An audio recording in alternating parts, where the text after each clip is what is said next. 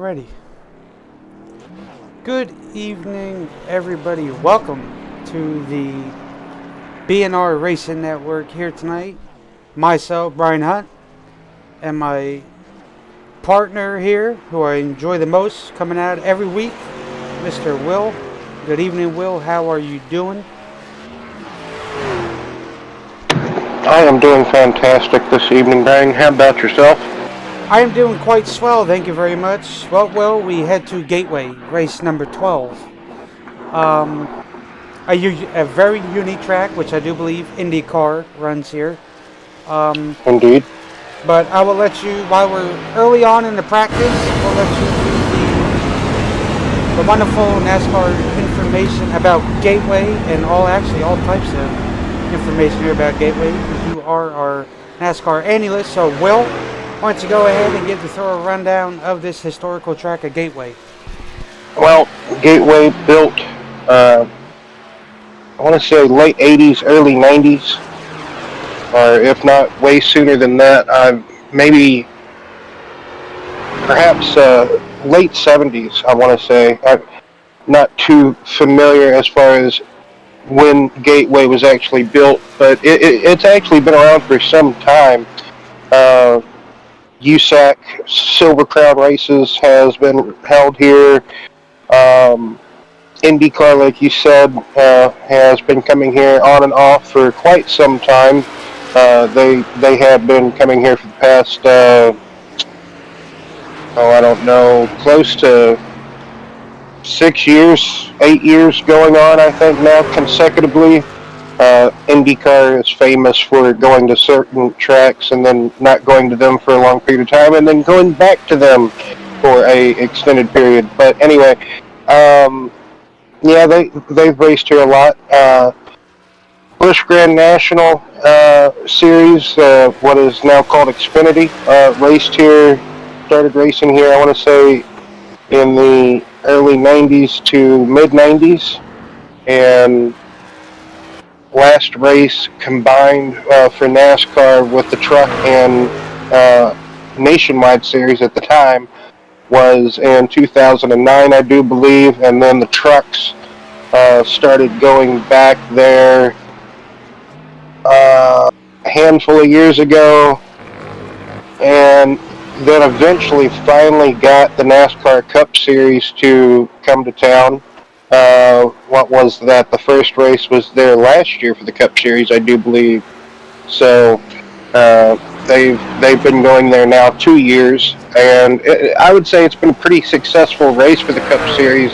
The past couple of races, I have thoroughly enjoyed watching both of the race weekends at Gateway the past couple of years. Even the IndyCar series, they provide very good strategy racing with their cars. But here this evening with the Truck Series, it may propose quite a challenge just because of how long the straightaways are, kind of like drag strip style straightaways, and then just how you have to go into turn one, very low mile per hour corner, get up. Really the slowest point I would have to say on the track is the middle of 1 and 2, and then that exit, it's a wide but swooping kind of blind corner, and you got to get really slowed down for it after averaging the speed that you are on the straightaways, and then the kind of it's a quicker corner than 1 and 2 is 3 and 4, and it's a challenge in and of itself. We might hear some of the drivers shifting this evening, so be on the ear for that. Can't quite look out for it, but that's pretty much the rundown at Gateway. It's had some exciting finishes, some controversial things. Matt Crafton roughed up some people here over 10 years ago, I do believe, so he wasn't quite the friendliest person after the race. That is true. I guess you could say. There's been some good finishes. Darrell Wallace, Bubba Wallace, I think got his first career win here at Gateway. I think, in the Truck Series. So, I do on to the believe. starting grid. I do believe qualifying is over. They're gridding up now, Brian. Yes. I'm going to go over a little race information here. So, oh, excuse me. They are in the city of Madison. It's a 1.2 mile track. The current temp is 81 degrees, 44% humidity, partly cloudy. 4 mile per hour wind, 160 laps, 200 miles will, 80% fuel, unlimited tires, one quick fix, and 3 attempts at a green-white checkered. Now, yes, sir, I will go over the starting grid. So P1 would be Dave Berry. P2 would be Brandon Moore. P3 would be Mark Berry. P4 would be Richard Johns. P5 would be Philip Bridgman. P6 would be Chris Berger. P7 would be Joe Stipe. P8 would be Josh Small. P9 would be Jackson Lomax. P10 would be Chris Schaefer. P11 would be JD O'Brien. P12 would be Robert Amaro. P13 would be Michael Day. P14 would be Justin Steves. P15 would be Chris Kamari. And P16 will be Kyle Gooden.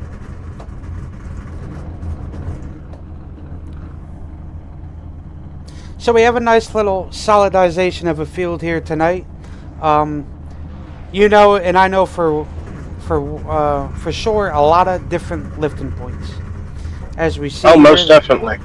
These drivers are going to start to roll off on our grinning cam here, whenever they decide to do it. So you get a little extra close up of that 56 Dave Berry machine there.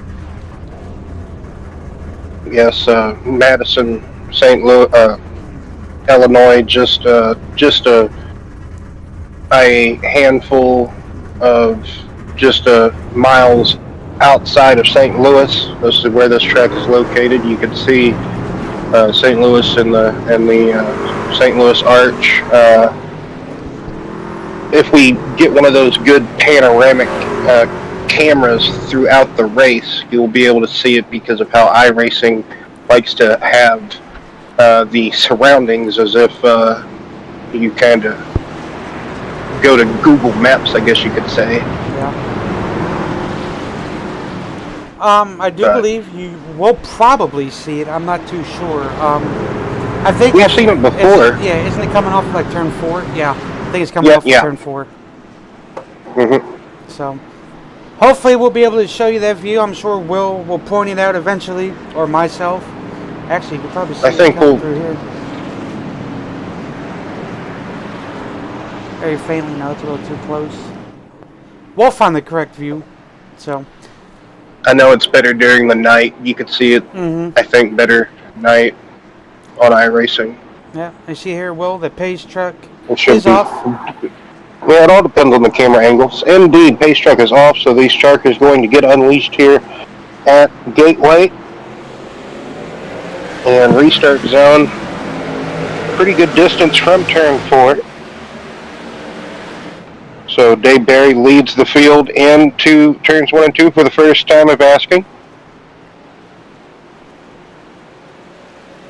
Brother Mark getting back behind, taking second place away from Brandon Moore on that opening start.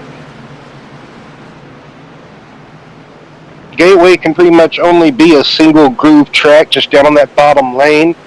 You can get that outside it going, but it's very difficult and kind of time consuming if it doesn't have the rubber built up on it. But predominantly single lane track can be kind of tough to pass that, give or take, if your competitor doesn't really have a mistake in front of you. Mark Berry took the lead here early on. So making moves early is Mark. Yes, well, Brandon probably just going into conserve mode early, just to be there at the end of the run. Right there. Yep. Just as we said it, every now and then you'll get that good view. Well, as you see, Chris Schaefer is on pit road.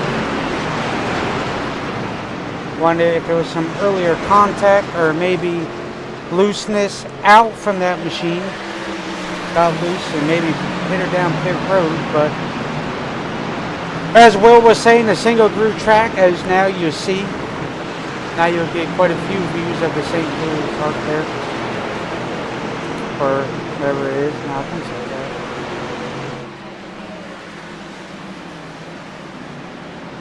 Oh, Joe coming in with a head full of steam there behind the 36. Got to slow down in time. Richard Johns Will is looking to attack Brandon Moore early on here as Philip Richmond is to the back of the 56. Richard's kind of bringing a couple of friends with him, Berger and Joe Stipe right there. Good run for Joe early on here. Good qualifying position it looks like, and looks to be a track that kind of suits Joe. So, and as we see here, Will Phillip hanging strongly with the berries. And then Brandon Moore bringing up the rear of Richard and a few others. But Phillip gets the great run in by 9 times out of 10 diamond in his apex into the turn, which is all it takes to where he can get that runoff, Will, and get to the back of that 56 machine here tonight.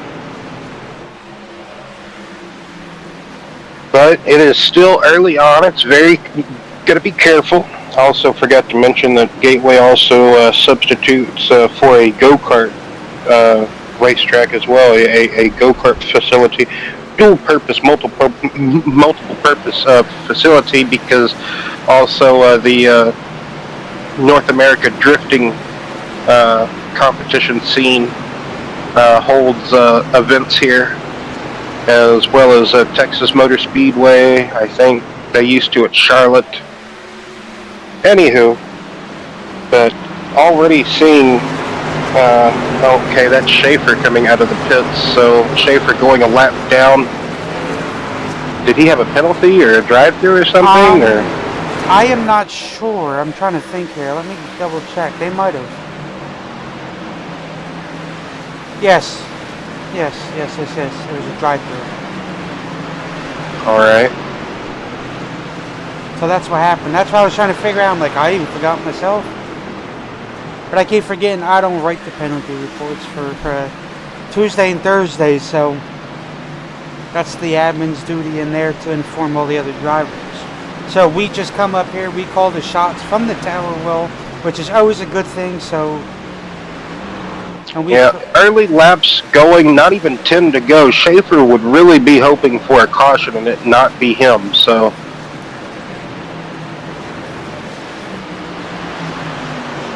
Oh, yeah. At least, you know, if I was Schaefer, I'd be like, all right, someone can spin out now. I've served my penalty. Yes.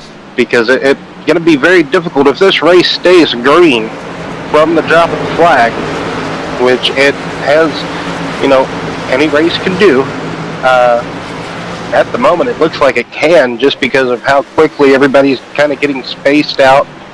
Schaefer in the way, kind of hampering Bridgman at the moment. I wouldn't say in the way, but just, you know, the two berries getting away from Bridgman. But back here, man, Brandon Moore still has Johns and company behind. Yes, well, I do believe we'll probably see this backpack right here as we see conserving tires. I Richard got loose. A little contact. Oh yeah, that could be too. I don't. If he hit the wall, it was very close. I don't think he hit the wall. I just think he just kept, the truck just kept turning as he was coming off the corner. That's exactly what happened. He just kept turning. Truck got away from him there. He lost a spot to Berger in all of that. So rhythm-based track, got to keep that momentum up and keep it straight in the right way. So, Will, as I heard, roughly 43 laps of fuel? Yeah, 43 to 47. Okay. So if you go beyond 47, you are saving tremendously somehow. So look to see the drivers in maybe a few laps before lap 43. So maybe lap 40. Just for some of the people that might think that they might be able to get some type of speed with a couple of lap fresher tires. So short pitters, maybe lap 40, and the people that are for sure going to run it out lap 53 to 47 for sure. Oh yeah. As Berger had a moment, so that truly would definitely be the troublesome spot, would be coming out of turn 2, just like we talked about. It's the slowest part of the track. You're going to be off throttle the longest in 1 and 2, and then when you do go back to pick the throttle back up, got to be careful not to just smash the egg underneath the pedal. You want to gradually pick up the throttle as you're getting back through the center of 1 and 2, because if you get all the throttle back down, all of a sudden you're going to have that twitchy moment. That back end's going to just start kicking sideways because the tires are just completely spinning. So Mark Berry still in the lead after grabbing it on, I want to say, lap 2 or 3 from brother Dave, and Bridgman's still in tow, so I'm kind of surprised of the big deficit. I kind of figured Brandon might have been more aggressive here early on, but There's that wall scrape by Brandon. yes, indeed. Looked like he got in the dirty air just a tad bit behind Schaefer, and dirty air can still do a lot here at Gateway. Oh yeah. Especially when you're starting to get on those old tires, and dirty air is not going to be your friend. But it's always good, Will. We have Kyle Gooden back out here on track. Yeah, good to see Kyle. We'll check in on him and see how. Looks how like he's he doing just here. got passed by JD. That was for 12th place, so now falling into the clutches, or maybe JD might have had a moment and got passed back, but Robert Amal right behind Kyle, so good to see Robert out here learning, getting more acquainted to tracks that he probably wasn't too great at, so getting better. Right. Anytime you're able to log laps, you know that can get And I did get you better somehow. Yes, go ahead. I did not mean to cut you off. No, there. you're fine. He did give me the proper pronunciation of his last name, Amaral. Oh, Yes. Emerald. He said he's been trying to tell us that, so it was funny because I got into a race with him on Sunday. They're doing it because they have a super speedway league on Sundays.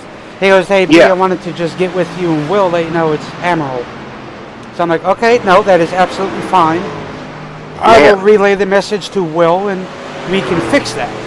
So Yes. it's a good thing that he told us that, so now we know the proper pronunciation of his last name. So thank you, Robert, for that. And we have our first caution of the night, which I do believe is Brandon Moore. As we come back here and check in, so I guess we do see them a little side by side here. Getting a better view here. There we go. So Will going into turns 1 and 2. I wonder if the rear stepped out. Though he washed up the track a little bit into Chris. And how to do that. That is what Chris did not need, Will. So he was going to continue to stay 1 lap down. Yeah, and Berger just kind of know where to go, unfortunately, caught up in this as well. So just one of them racing deals, trying to get by the lap vehicle, and you think you're clear, so you come up the track, but you wasn't, and just unfortunate. No other way to call it. I feel so bad for calling Robert's last name wrong this entire time. Months and months of months. But Don't feel bad, Will. Me too. Because you know we hate messing up last names. So, Well, names in I general, wonder if because someone's going some. to hit that ladder there. Somebody's going to do it. As everybody goes around it. Hey, better to be safe than sorry. You don't want that damage. So it's a. How do you pronounce his last name again? Emerald. Amaral. Yes. I always thought it was Amaral. But it's Emerald. So Dave Barry wins the race off. Mark, Dave, then Philip. Then we have Berger, Joe, Lomax, Chris Kamari, Michael Day, Robert Emerald. I don't know. It just sounds like Then you got JD.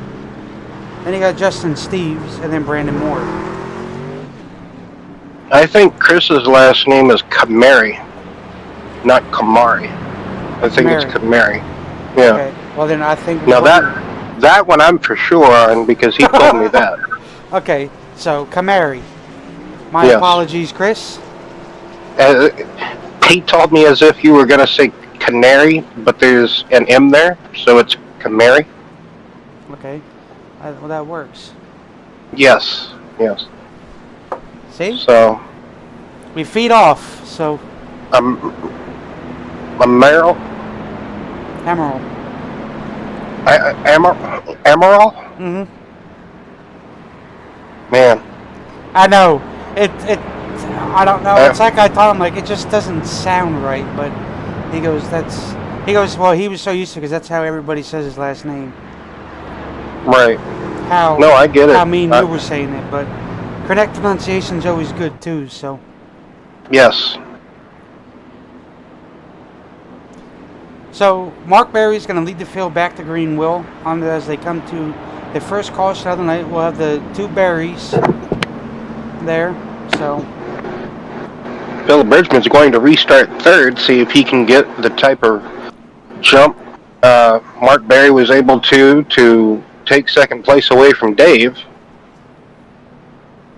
Third place can sometimes be, depending on where the leader restarts, the person behind the race leader can sometimes just get in line or take that position away from the car on the outside just by being able to time the restart to the leader. So. Yeah.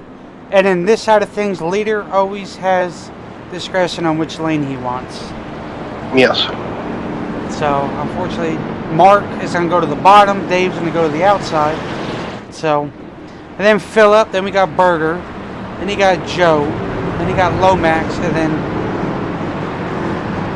Kamari. There you go.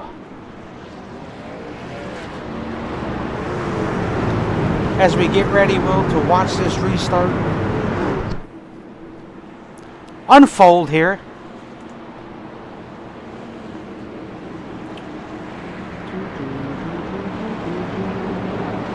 Yeah, that incident's really going to set Brandon back even further. And Chris Schaefer really going to hope for another caution, but like I said, not be him. So Brandon could be possibly just kind of kicking himself in the butt for clearing himself when he wasn't, but that's part of racing. As we are back, green flag in the air here at Gateway. But in a way, you could kind of say, well, what about the lap car for not getting out the way and letting everybody race? Well, he obviously felt like he was trying to stay within reason or see how his truck fared with other competitors, and he seemed to be doing half decent, I would say, but to each their own, I guess, with different opinions. And as you can see, Philip Bridgman was able to get that run, like I talked about, on this restart to file into second position here at the front of the field. So everybody kind of trying to get a position if they can here before they kind of single file it out for a little bit. But Philip is very ever so slightly close to the Yeah, 9, Will. he's right there on the back of Mark, just kind of applying pressure off the corners. He's really able to pick it up in the center and roll it off pretty good. So I would say he is really good in 1 and 2 as far as last time by, but another caution as safety truck. So this would be on the 36. Oh, that would be Burger, something.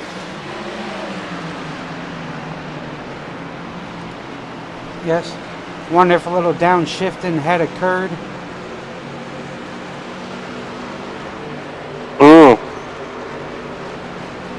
Now when he went to pick the throttle back up completely, looks like out of turn 4, rear end just started to kick away from him. I don't know if he lost the front end, but could have just been a mutual agreement among everything there.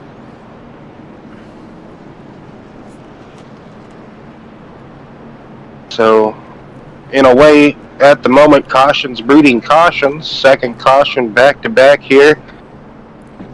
Just a couple of laps gone from the first as slew of pit road takers, about half the field. Yeah, and there you go. From 9th on back, coming into pit. That also includes Berger. He did kind of take a rough hit. Schaefer back on the lead lap. This is, excuse me, Brad. This is the. You're good. This is that caution Schaefer needed to be back on the lead lap with everybody. Let's see if we can give this 9 car a holler real quick.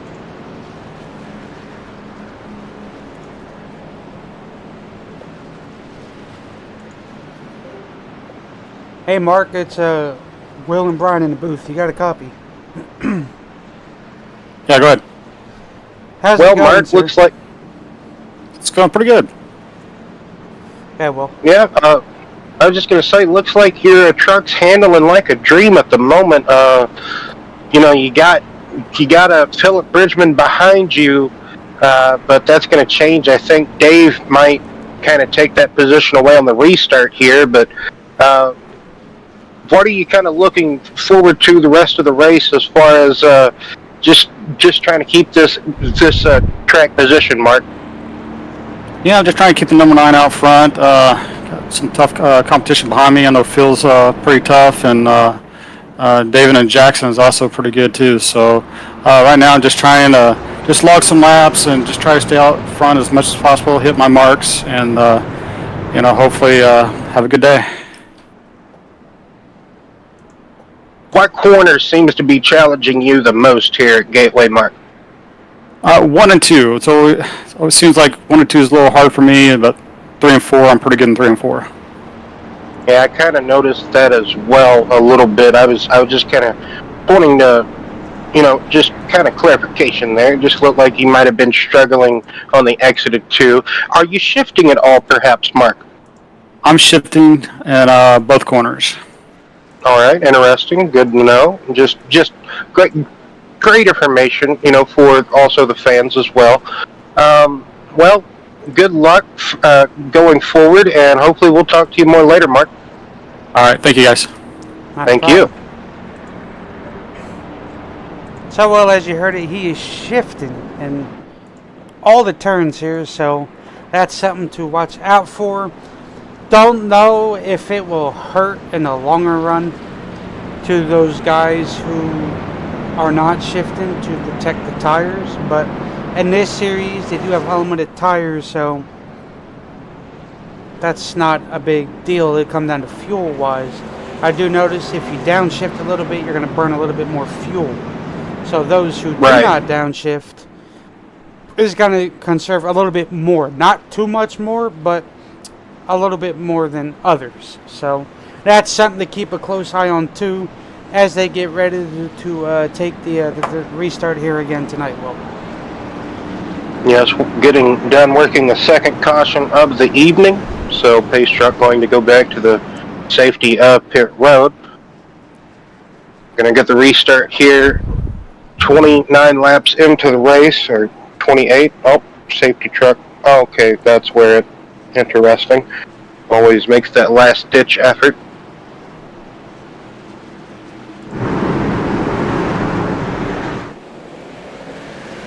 Green flag back out in the air.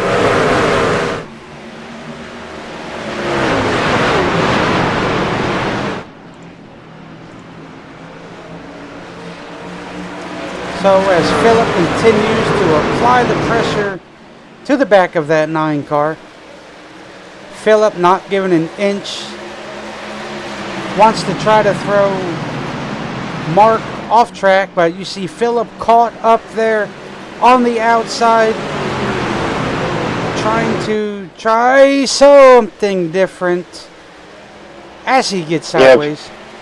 Yeah, if he didn't hit that wall, he got awful close to it.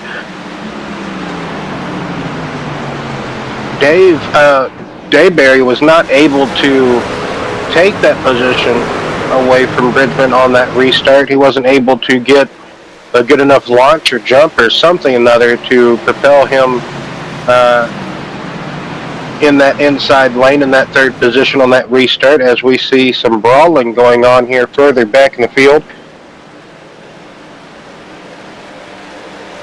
Oh yeah. Not too much give and take. Well, some drivers are doing it, but others are not. Everybody's breakpoints are different. Unfortunately, as we see there, that was almost a catastrophic disaster there with the 7 and 51, the 2 teammates. So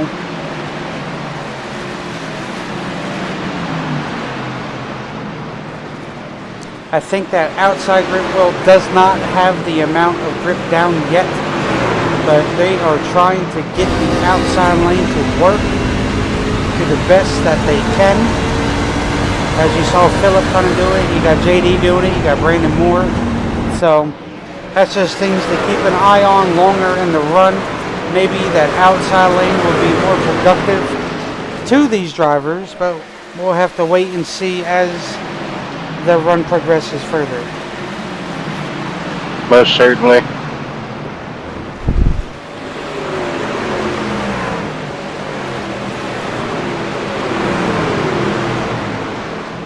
Looks like Bridgman is staying on the heels of Mark Berry. So nothing really going on differently up front. But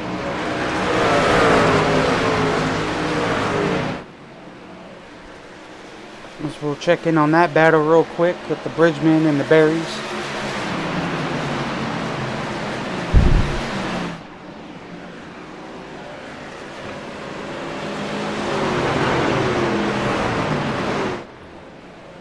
yeah, it looks like Lomax is just back there riding at the moment in 4th position, just comfortably sitting there. So everybody's still further back in the field, having a rough go at it, it would seem. Yes, there's a lot of reports that difficult track. A lot of these guys don't like the track, but that comes with will, and as me and you always say, practice. You still use the race as a practice. You'll pick up a couple of tenths here and there when you finally know the marks that you're supposed to hit. Because I'm sure there was a lot of tracks that me and you weren't good at, and we just had to put a little bit more practice time into it till we got the rhythm figured out, and then we were pretty much good to go. So that's what a lot of these guys are doing. Still using it as a practice, but being cautious to the drivers around them, and still try to get the feel for the track. Yeah, if you've raced a lot at Phoenix, you could probably learn what you raced at Phoenix to here. New Hampshire, perhaps. I was going to say, it'll probably look like New Hampshire, but with a slight banking, I do believe. Yeah. It's not as flat, I guess, as New Hampshire in the corners, but it would probably drive somewhat similar. See here, JD, Josh Small, Chris Kamari out there on the outside as Schaefer looks to capitalize now on Josh Small there as he takes the position away from Chris. So, yes, Chris take the move away from Chris. There you go. I think Bridgman might have had a moment and lost second place Oh. to Dave. Oh, goodness. Rough go there. I don't know if that was mistime, misjudgment call here, Will. But we can go back and see. That might have been trying to come down. Oh, Josh came up a little bit too much to the quarter of that 7. And unfortunately, that did a number to that 7. So the 7 did hit pretty hard. I will say that. So that looked Most definitely. That was... As we come back and watch it again, that was like trying to side draft a little bit, pull him back a little bit more, but couldn't quite get it there, and just mistakes gone wrong. We could always go right on board with Robert because I think he came to a stop. Yes, we knew that too. Or he might have clugged Schaefer in the rear. I'm not 100% sure, but he had a front row seat for it, I do believe. It was at least a little bit in front of him.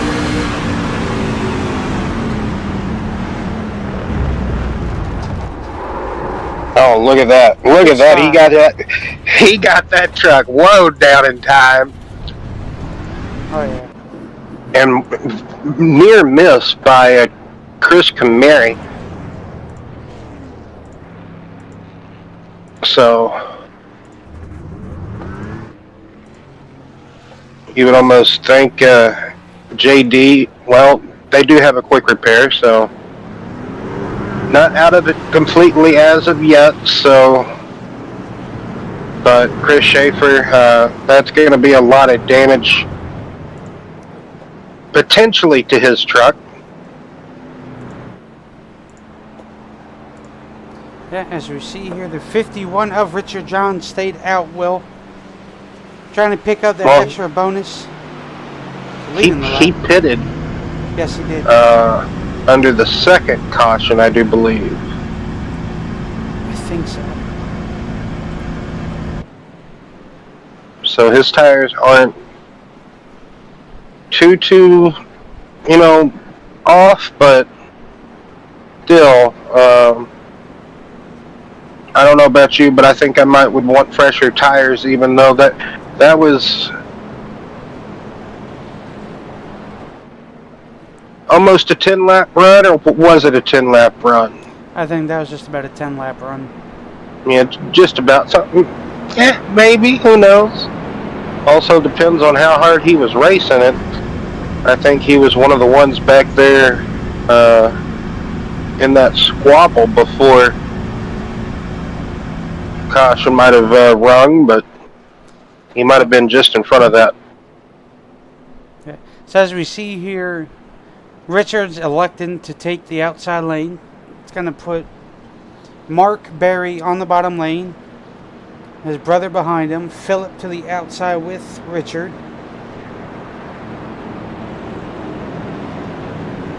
Not a bad move. I think I would want to pick the outside lane at Gateway. Kind of not surprised, or kind of surprised that Mark had not been picking the outside, but he feels more comfortable restarting on the inside. So it more comes down to driver preference, really.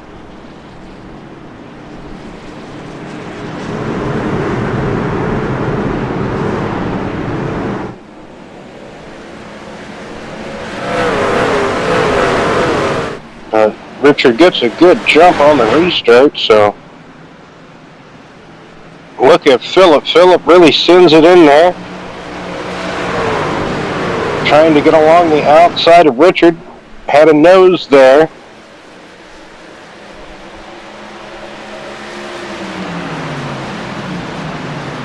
Side by side in 3. And And he's going to clear him coming up turn 4. Now Mark Berry next to attack Richard Johns here, going into turn 1.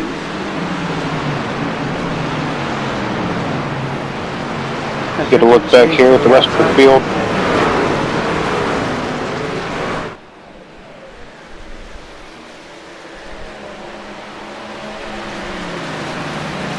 You think perhaps maybe Richard might be regretting that move now, Brian, staying out on that 10-lap older tire, because now we see the difference tires make here at Gateway? I agree, Will. Yes, I do believe he might be regretting it, but he wanted probably that extra point to good point. get, just in case of anything. When it comes down to points for the playoffs, sometimes that extra bonus point is going to help you. Probably not by much, but just one extra point ahead of somebody else who doesn't lead a lap.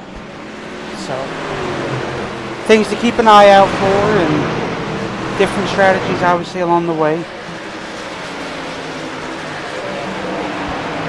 Richard don't mind. In his eyes, he's saying, well, we have a lot of laps left, so... Oh, something happened to Dave Berry. Dave's all the way back there in 13th.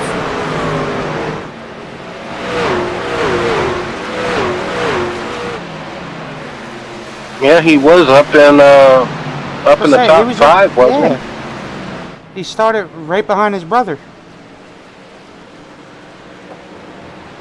Wonder if I can maybe go back and see what happened.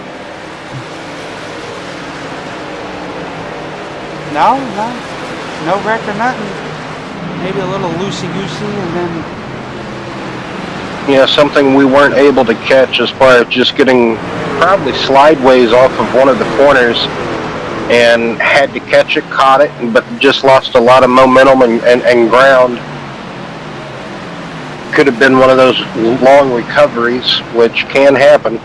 Oh, yeah. Now, Mark Berry in a position to run down Bridgman, so Brandon Moore in 3rd position after the big moment that just kind of mind-blowing. We just wasn't able to see it, so down to Berger. And good run still for Joe. Joe really needs some good races. He always either gets caught up in something or just doesn't necessarily have it going for him that race or that track, I guess you could say, but set and comfortable in P5 at the moment. He's been having that either top 5 run going or just inside the top 10 this evening in 7th or 8th, so good to see Joe running good. Joe found him a track that he really can nail and be good at, so that's good to see. So Brandon Moore ended up getting a little loosey-goosey there, which set him back some spots now. Yep. Having a moment, like you said, and that drops him outside of the top 5. Looks like all the way down to 7th place.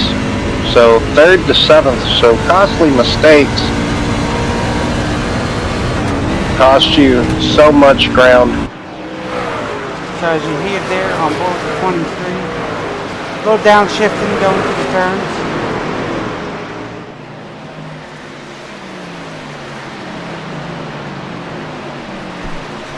Which is what we're expecting to see a lot tonight, especially if they can get a very nice long green flag run in.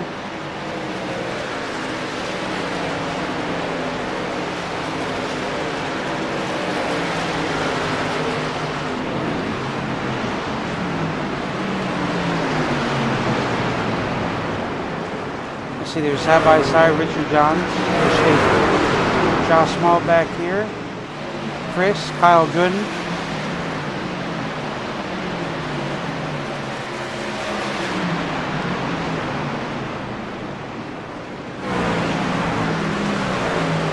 Richard now struggling on those old tires.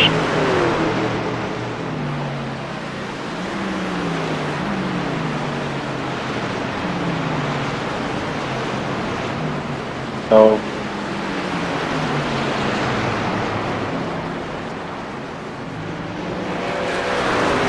50 of 160 complete here tonight. Phillip has a almost little over 2.25 lead over Mark Berry. A good run for Phillip at the moment. yeah, 110 laps to go, so still a good piece of driving left to go.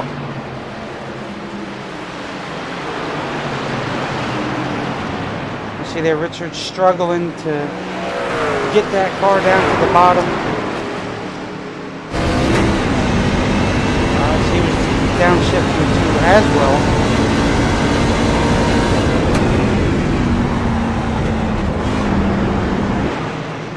Yeah, the downshifting is going to be happening either entering or in the center of the corner, more than likely. And you want to pick that back up into high gear. You're only shifting down to one gear, which would be third from fourth. So you want to pick it back up either on corner exit or just after corner exit. So as you see there, Richard Johns gets a little loose coming off of turn 2. Excuse me, my apologies. As Kyle Goodenwell looks to take P10 away from Richard if he can get to him, which I think he does have the speed, which he did come in and take those tires. So Kyle just pacing himself, trying to get a great finish here tonight. Which, by the way, outstanding finish from him yesterday in the other league we did. P4 at Daytona. So, good for him. So, Kyle can get that long run pace. Well, I think Kyle would do, I would say, quite well, depending on how strategy works out for him. Once again, he was not too familiar with Gateway. So, another one, learning the track as they go. So,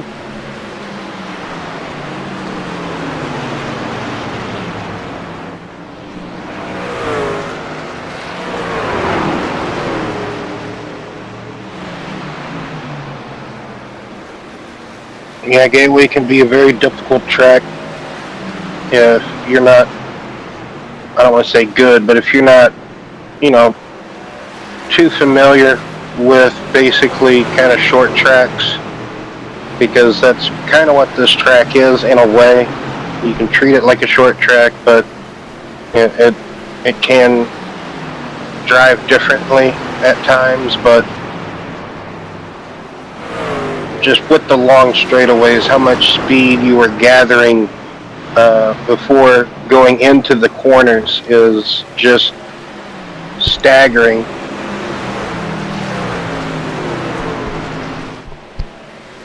as we look a little further up, Brandon Moore up here, and now we head to the back again with Josh Small.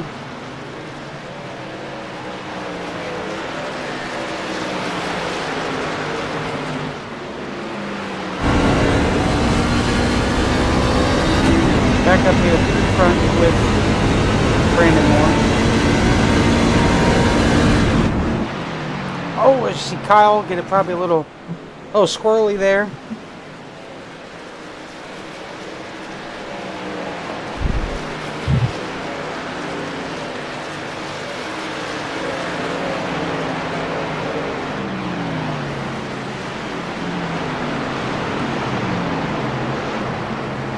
And Brandon is trying to reel down Jackson Lomax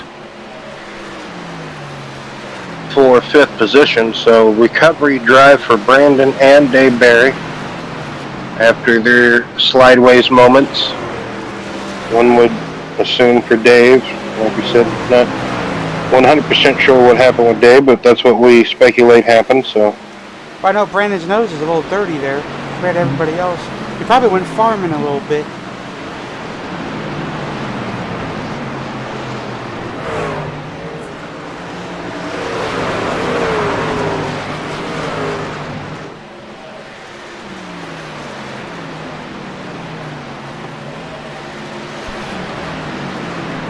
as they ever so slightly start closing in on that 100 laps to go.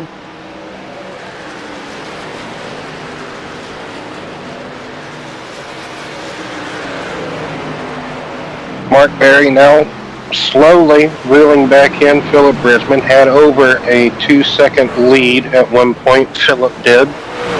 And now kind of going by the wayside, kind of getting into the medium part of this run.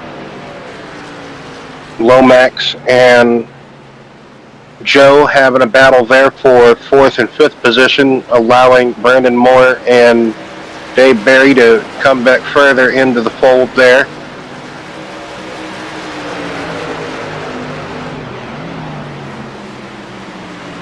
Four-way squabble for top 5 positions.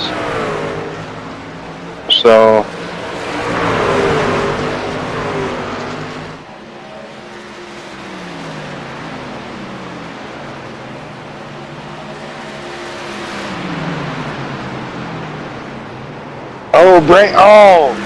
Brandon sent it in there on the inside to Lomax.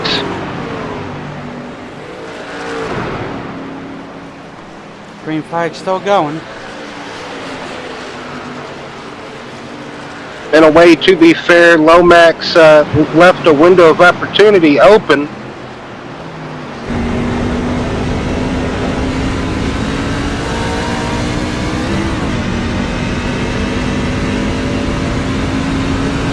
As you see there, Will, Barry's going to capitalize on Joe, trying to run down Berger.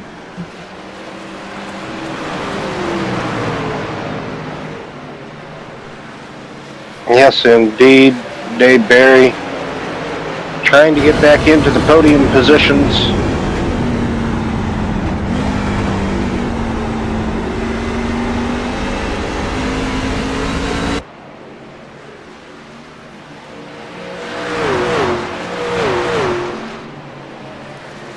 Good run by Joe tonight, Will. I would say that compared to the last few weeks that have been rough for him.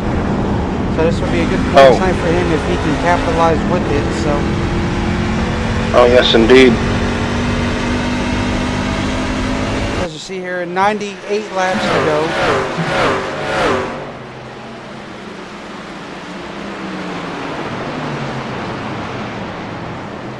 Another 18 laps left, and they will be halfway.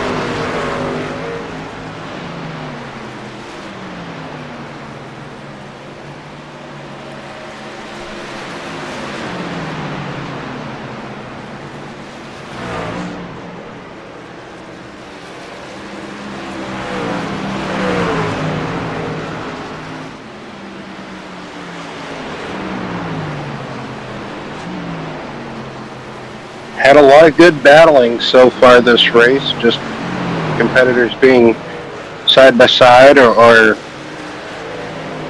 you know, just close to one another. So good racing that this race, I would say, has produced just about. So well, Gateway, it's like you said, Gateway can sometimes produce great racing. So, and right now, as we see here, just about good racing. A lot of patience, I would say. For some. Not all, for some.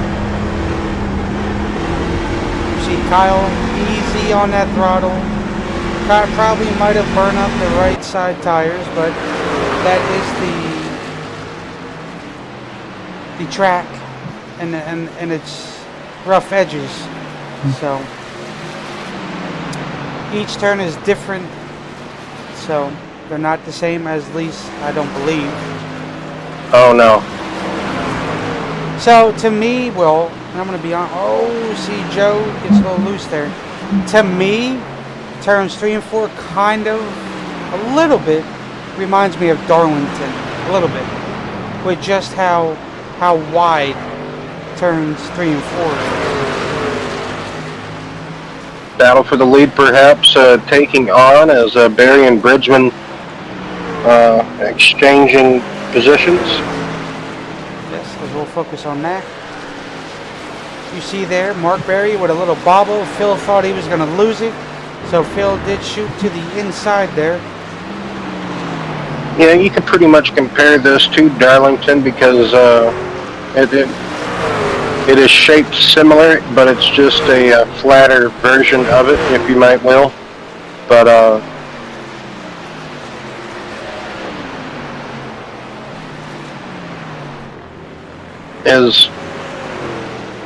it is a, for sure, kind of almost a track of its own because, like I said, you could go to New Hampshire or Phoenix, or really those two are the only ones that kind of spring to mind at the moment. But Darlington, in my opinion, is a bit too banked to compare this to Gateway, but you still could, I guess. Just New Hampshire and Phoenix, I feel, would be the only comparables. Maybe Martinsville, but I'll probably say that's Darlington, just, little. Between Darlington and New Hampshire, I would say. Because the straightaways are kind of like New Hampshire, a little bit more roomier. And then the turns, I would say roughly Darlington. So, oh, you see Phil get a little sideways there. As they look past JD. yes, JD's putting let him go. JD another lap down after that incident. Then the next person to be close to going a lap down would be Robert in the 77. Now it's Robert Amaral, right? Amaral. Amaral. Yes. Still taking me some time. That's right. It's going to take Amaral. us some time. Yes. Amaral. Yes. Robert Amaral. Yes. Well, 11 more laps and this race will be halfway. I think it's Portuguese. Yes.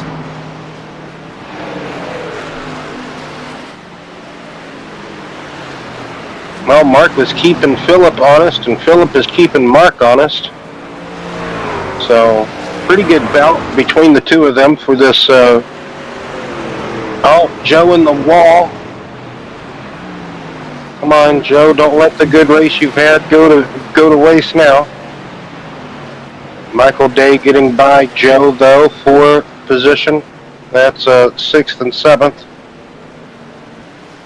Pit stops looks like are happening. So Richard Johns in the pits. He's going to pit early. He's off sequence. You got to remember. So.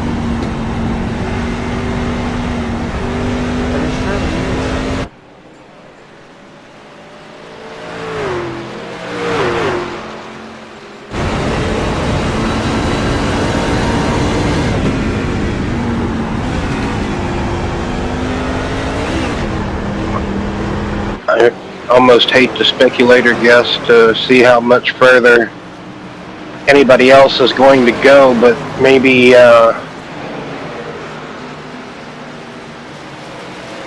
maybe a good 8 to 12 laps longer for, I would say, at least the front 6, perhaps front 7, and then trying to remember some of the others that pitted under that other caution. I don't know.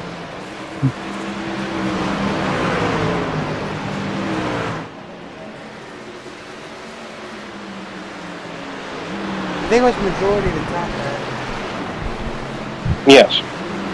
And then Richard stayed out, so.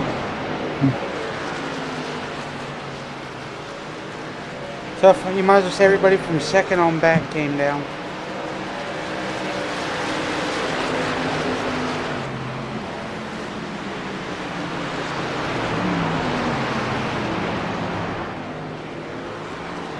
You see your Richard. So yeah, we should. Trying to get by Justin Steves. We should see everybody's stay out at least another 8 to 12, maybe 15 laps more.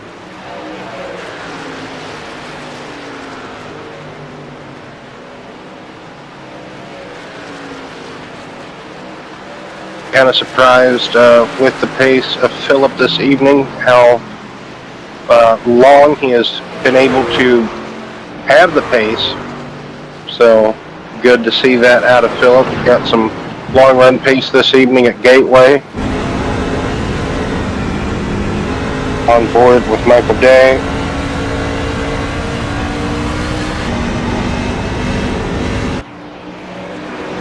Now back up to the front with Mark Berry and Philip Bridgman.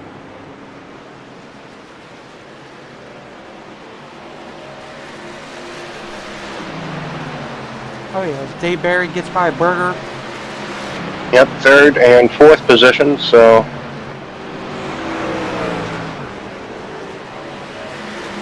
There you go, a little bit back here.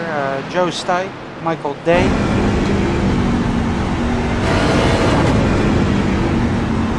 Here, Mark Berry, downshift. Same thing with Joe.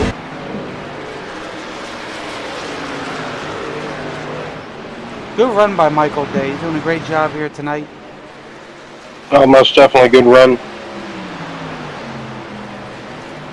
Michael Day, Joe Stipe. As you see there, Robert fell into the clutches of that Berry, just as we mentioned before.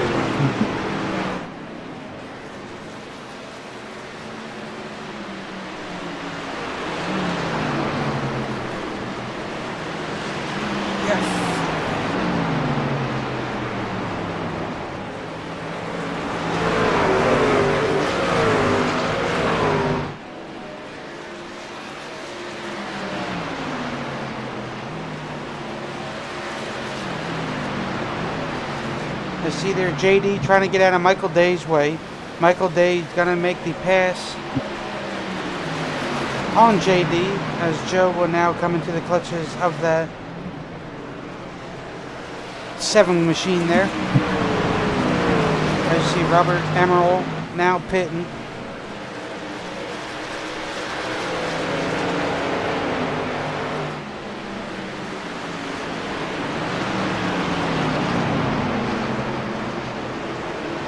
Chris Schaefer also coming down to the pits road.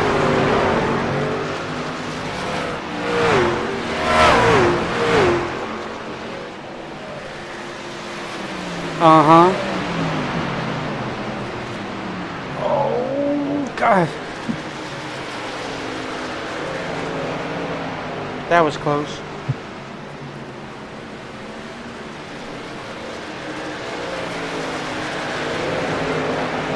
So will next time by, they will be halfway through this race.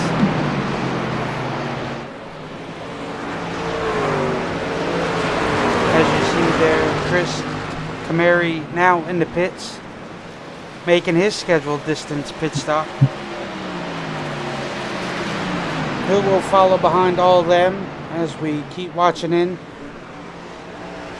As Joe Stipe gets a little high into the turns, well, as Lomax looks to get by Joe, but Joe is fighting hard.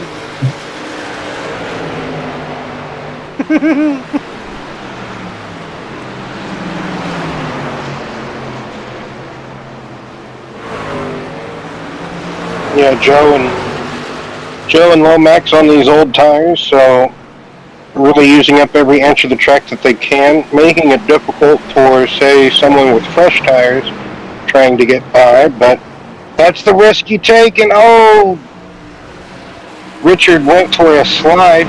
He really had to check up, lock it up, where he didn't get into the back of one of these competitors.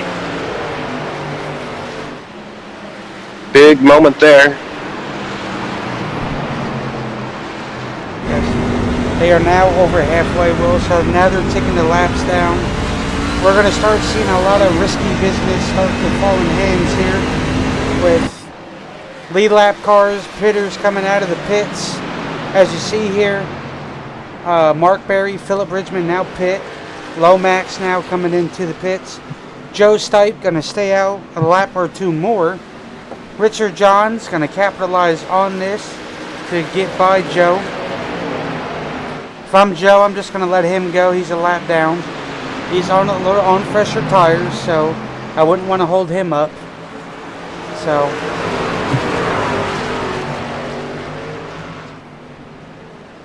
Yes, exactly. The person you were battling is in the pits now, so you just kind of have to let the people by that are on the fresh tires. Looks like Joe came in. Nope, there he is. wow. It's Michael Day that came into pit. Dave Berry with the fastest pit stop here tonight, well, with a 14.6. Phillip, Mark Berry, and Lomax with a 14.8.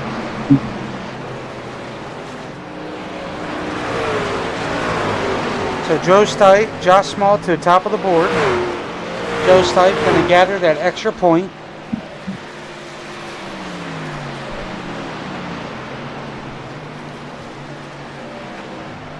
Oh, why is it showing? Oh, Barry with a 14.9. Okay, never mind. Might have glitched out for a moment. But that's alright. Michael Day with a 14.9. So, well, as we see here, quick pit stops. So, from all the drivers, but so keep a close eye on pit stops, and once all pit stops are complete, we will do our cutaway moment. Let these drivers hear the awesome sounds of these cars. As you see there, well, Kyle Gooden moved up to P4, so that's always a plus. Good run for him at the moment.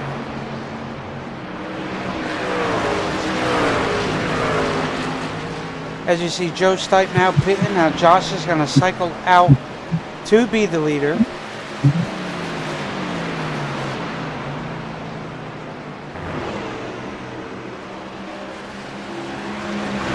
That moved Kyle to P3.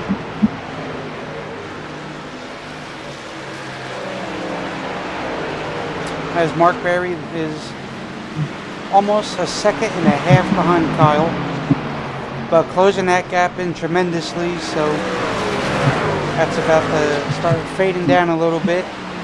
So I don't know how much more those top runners are, but as we say here, you see Mark Berry closing in on Kyle.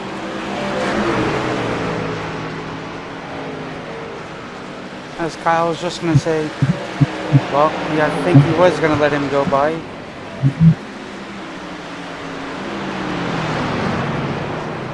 So Kyle's just going to move out the way, let them go.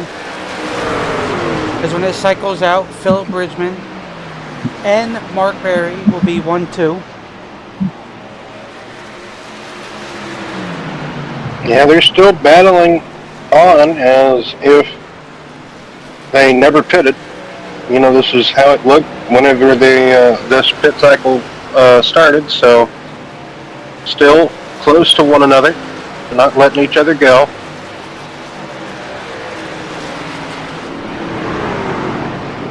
As you see there, Justin Steves just going to move out the way. Don't want to hold anybody up. Sitting P2 at this time. Him and Josh Small stayed out the longest, but I do believe Josh Small is coming into the pits as he is. So Justin Steves is going to... So Justin Steves is still going to be the leader and stay out. I think he's well over about time for him to pit, I would say, because you see Josh Small, Kyle Gooden now make their pit stops.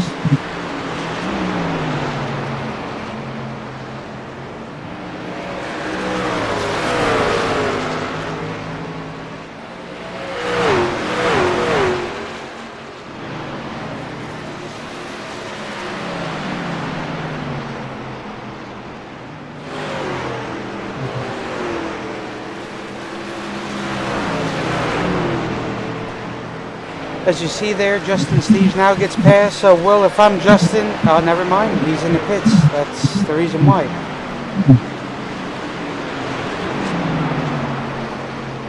So, once these cycles of pit stops come on their way, we will do our cutaway here. Hopefully we won't miss no wrecks or nothing, but you see Josh Small down there, Will. Freshest tires at the moment by a couple of laps. Probably not going to be much of a big deal. If I'm Josh, I'm going to try to do everything I can to save a little bit, because on the next cycle of pit stops, you still have a little bit more tires in the left on the truck. Yes, exactly. And the way that this race has played out, the way the cautions have been thrown this evening, we are expecting at least, for sure, no doubt, one more pit stop with how many laps are left in the race. So, for sure, one more pit stop, like you say. I wonder if Justin got caught with a speeding penalty, Will, because he is still in the pits. That's a good possibility. 51.3, yes, he probably did caught with a speeding penalty. That is very rough. He was having a very good race, but unfortunately... Yeah, he was able to stay out longer than anybody, so he had the fuel mileage pegged pretty good. Yes, he did. He had One might say. He had it timed right, I would say, but sometimes, well, the longer you stay out could also hurt you in the longer run. So that's another thing too. So, well, Will, as pit stops are all complete, we're going to go to our segment of the night, and we're going to let the fans enjoy the sounds of these trucks, and we'll be right back shortly.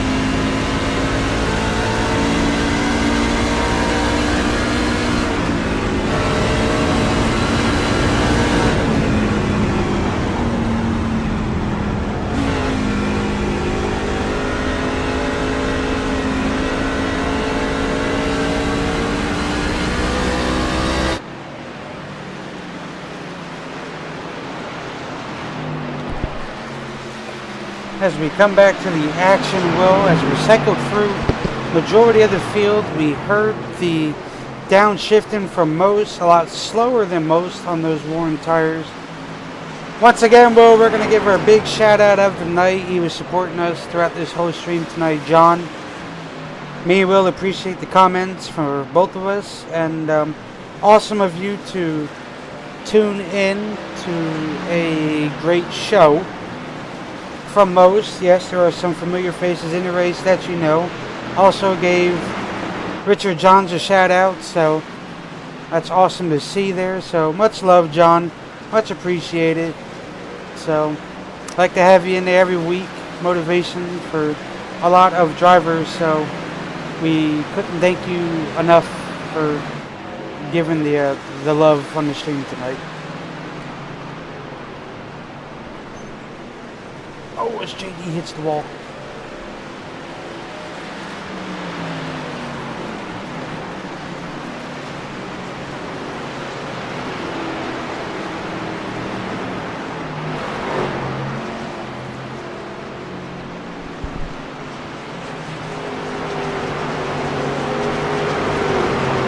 So 55 laps to go here tonight in the BNR Truck Series. And the next time we are live is Thursday when these guys head to Sonoma. So they go from a mile and a quarter, something like that. Yeah, mile and a quarter to a road course. So yes, twisting, turn, multiple different elevation changes, and just so many different obstacles and hurdles in and of itself at Sonoma. And then, yeah, I'm sorry. Go ahead, Will. My apologies. I was just going to say what you alluded to, or what you talked about. You know, the great sights and sounds during the crank it up portion that we were able to hear. Just the drivers, different shifting points. Some drivers absolutely had different shifting points than others. Lifting points, letting it roll. We went on board Jake Berry for I want to say it was 2 laps, and then we kind of ventured through the field, listened to some others, and man, everybody completely different. That's for sure. And Mark, man, they are still in that intense brawl. And Brandon Moore, man, he always makes up ground in the pit stops. That is called capitalization, but look, Will, you can throw a blanket over these top 4 here. Bridgman, Berry, Moore, Berry.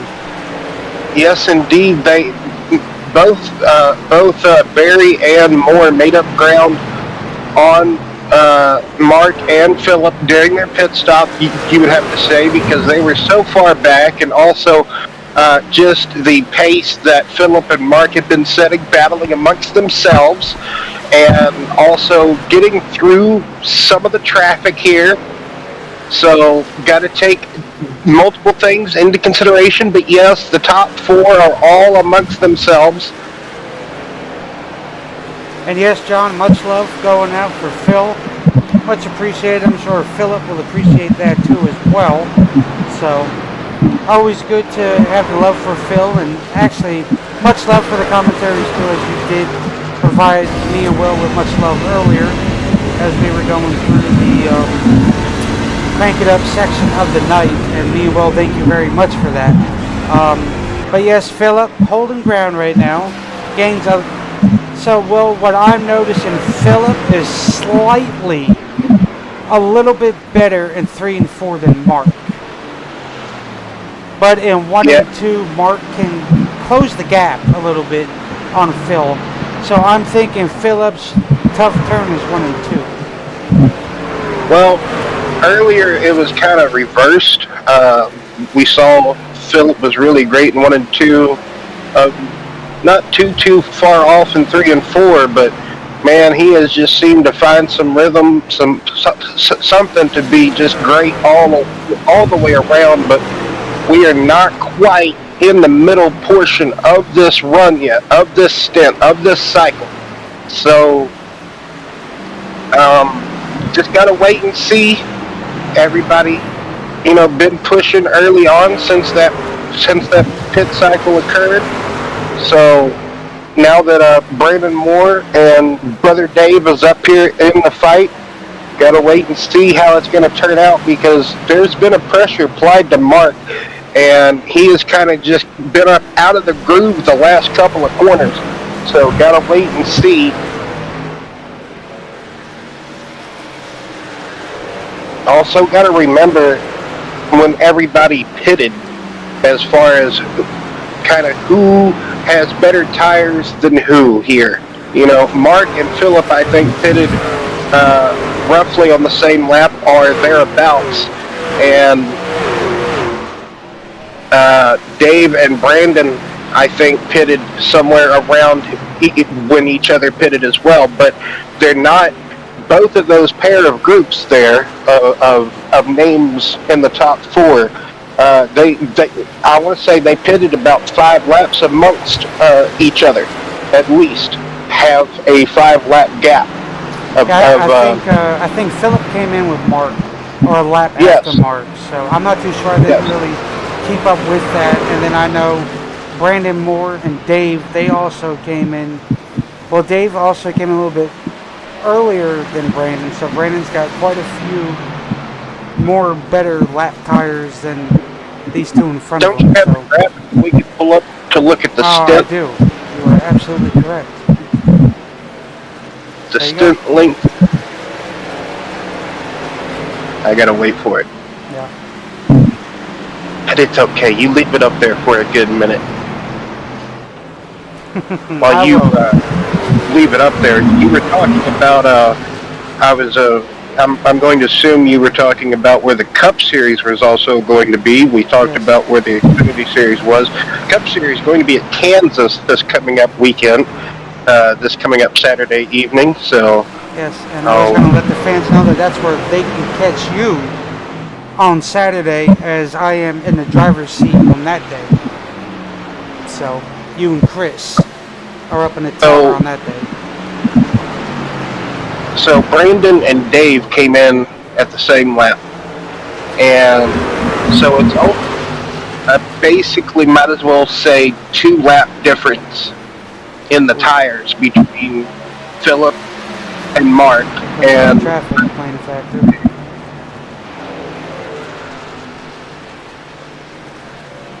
Well, it's not quite lap traffic. It's just traffic at the moment. They are not a lap. They could battle this at the moment on the stream. Well, yeah, they're kind of in a battle amongst themselves, because this is 8th and 9th position on the scoring tower there. They just so happen to be so far back as far as track that they are, getting lapped. Mark really closing in now on the back of Philip. It's really been a Philip and Mark race.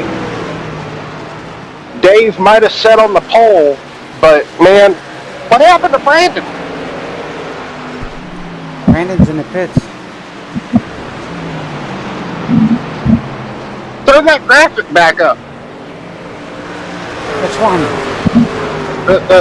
The like stint link. Yeah, the thingamadoohickey. Yes, that thing. That one. Yes. The thingamadoohickey. I like that. The thingamadoohickey. That's a good one.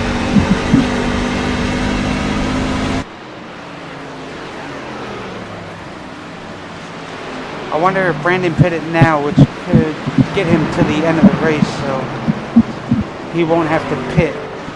But then yet again, that's probably going to hurt a little bit. Oof.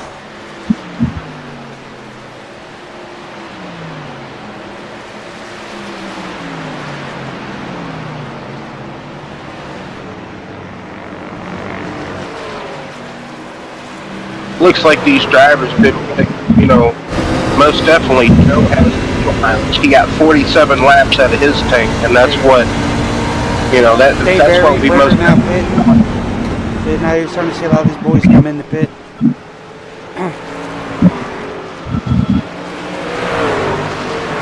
But There you go. There's your thingamadoohickey there on the bottom right. yes, I'm looking at. That's what I said. Like Joe during that last cycle, he got 47.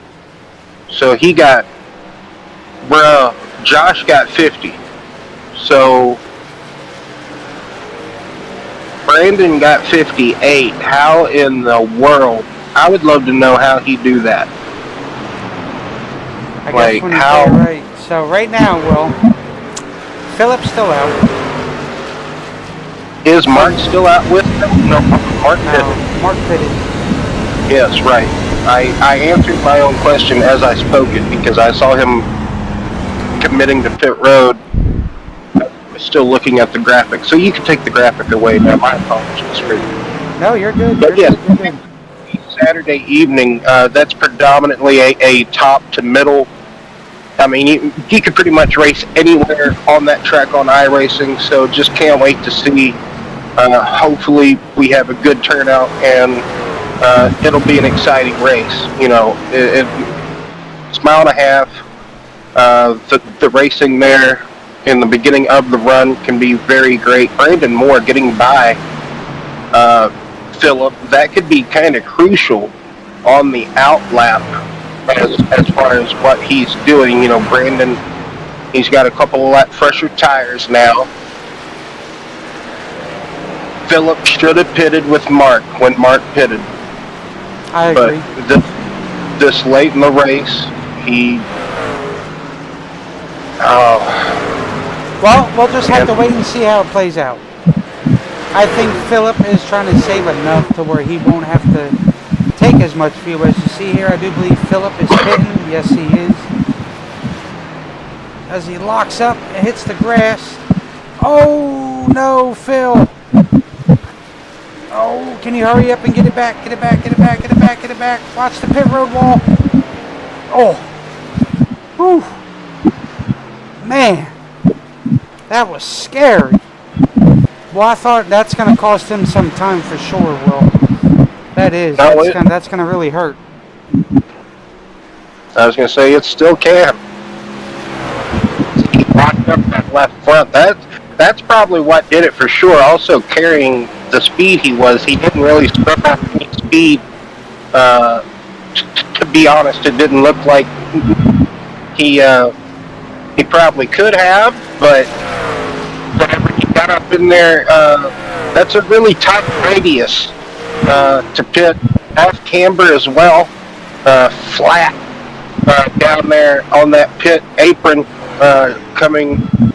If you want to talk about difficult racetracks with pit road entries at speed, and when you're trying to keep up, stay with the front runners and stay where you were all night, and don't make a mistake, man. Gateway is a challenging pit road, as you're going to see Philip losing all of that position in a way, like we said earlier, there's a lot that plays into it, but for sure, what he did coming into the pit, locking up, getting in the grass, staying out longer than he had to, because in a way, man, Brandon could be looking pretty here, but gotta remember the tire fall off and the tire we saw earlier. So maybe with Philip staying out longer, I don't know if, that's a 12-second difference after he came out of the pits. I don't know for sure. We know for sure he's going to get a top 5. But I don't think he can run down that 12 seconds in this amount of time. If he can, that would be amazing. But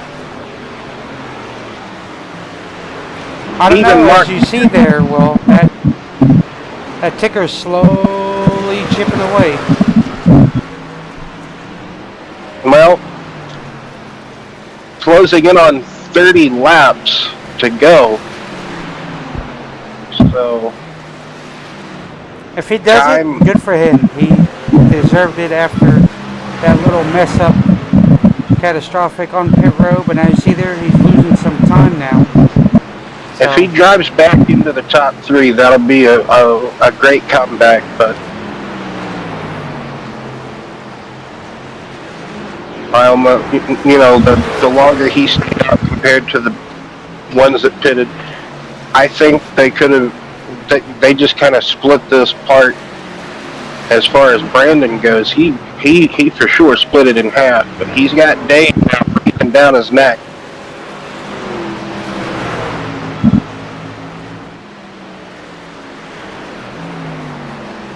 Talk about going into next week. Truckers will be Nashville. Yes.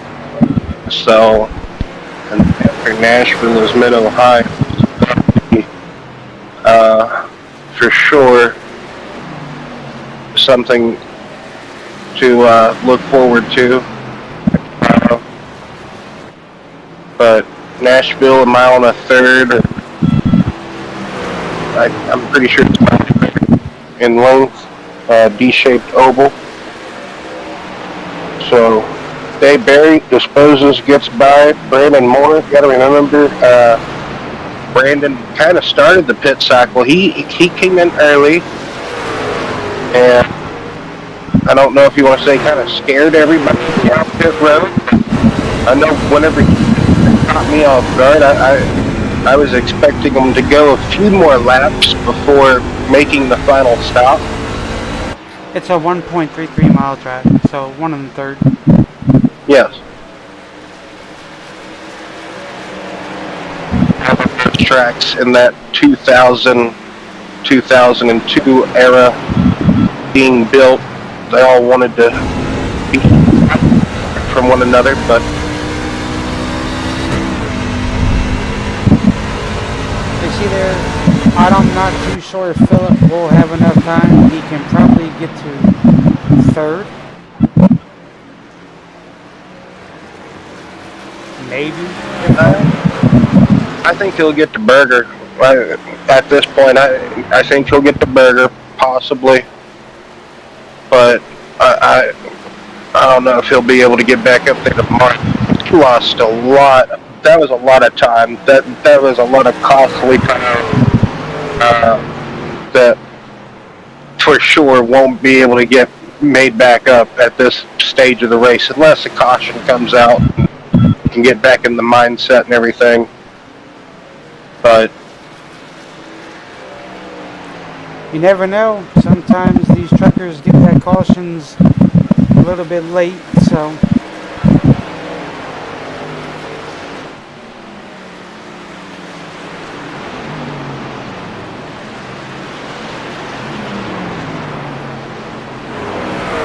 as long as lap traffic can hold up,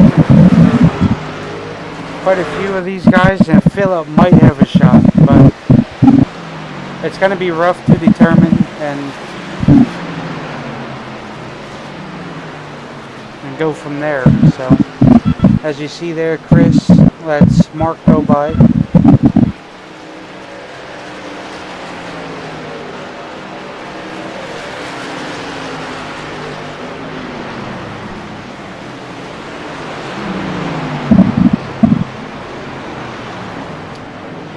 So Philip is just about almost a second behind Berger. As we will ride in with Philip, listen to how hard and aggressively Philip is pushing to give us a feel here, and you can see what it's going to take. Well, obviously we see here he does have Berger in his sights, and a little bit more up there he does have Mark Perry, so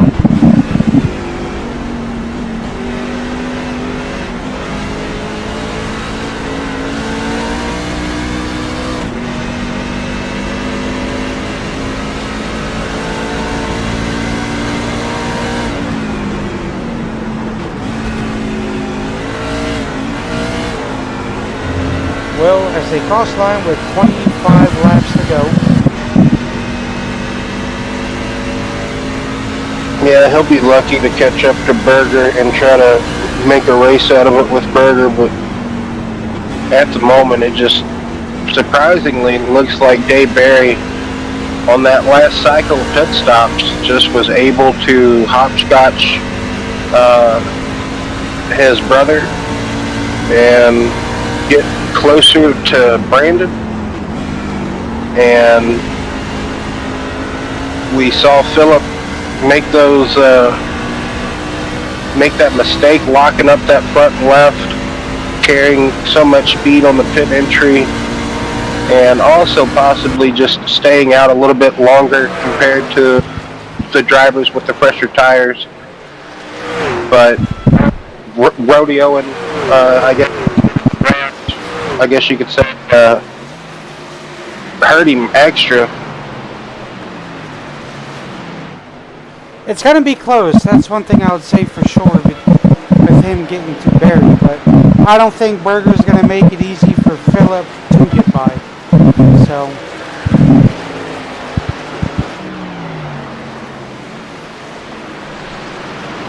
there's Berger right there. Yeah, I was going to say, like, you can see the from where Mark is compared to where Phillip was running, and then in between them you could see where Berger was, and then looked like there was some lap traffic also involved between all of them, so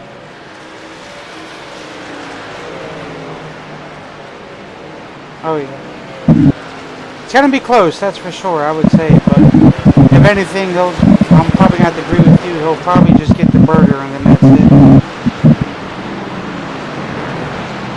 That costly mistake on pit road, I think, is what did it for him.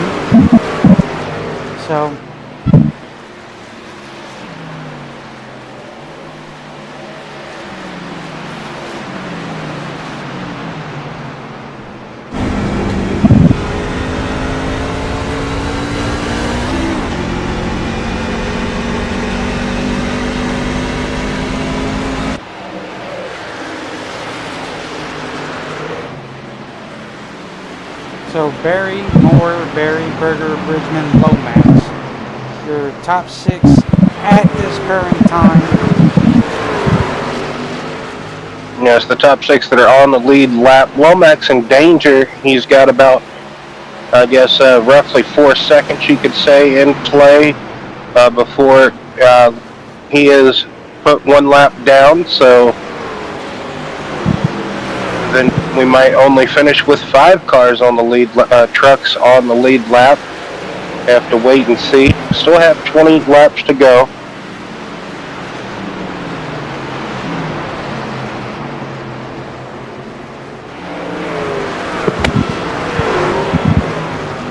Oh, Phil, that's the ball.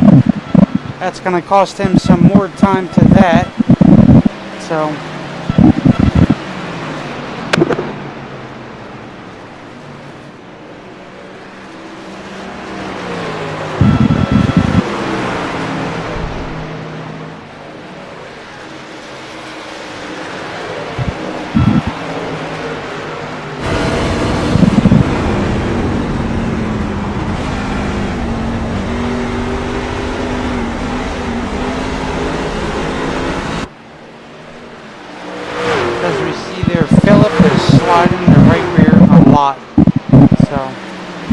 Yeah, he's up on the wheel trying to make something happen after that mistake he had.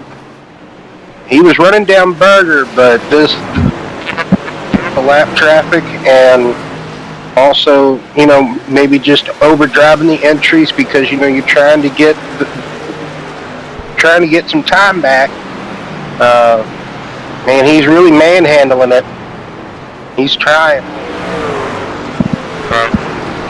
Unfortunately, just costly mistakes. Well, I think Berger got loose there too, so you can just tell how slick this track can be, how easy you have to be with the throttle. Phillip is sliding all over the place. You know and I know he's pushing the heck out of that truck. Oh, for sure.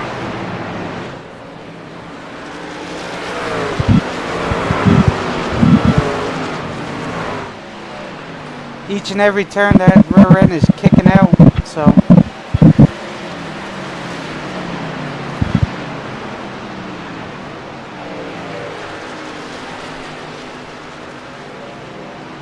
You know, I kind of wonder Oh, maybe if speaking of Mark. Phil, there he goes.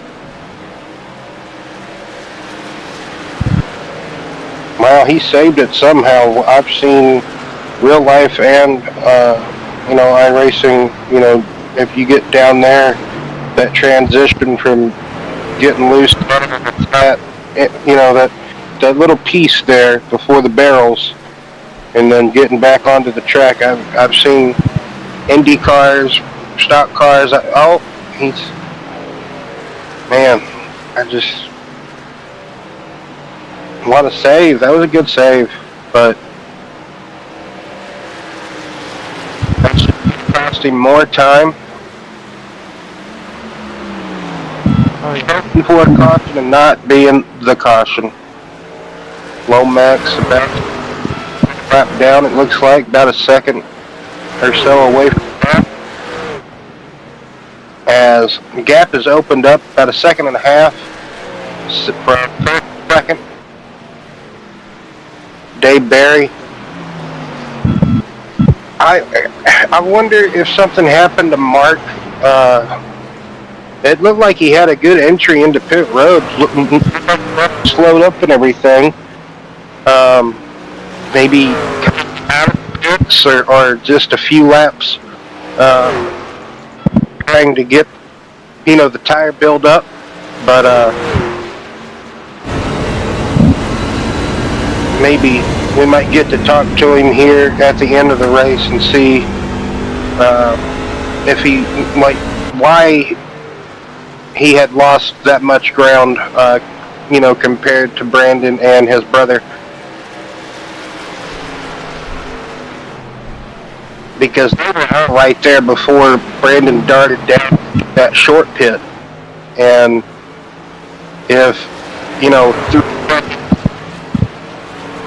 if you truly gained, like 3 or 4 seconds with a fresh set of tires, just compared to where they were, man, that's something. But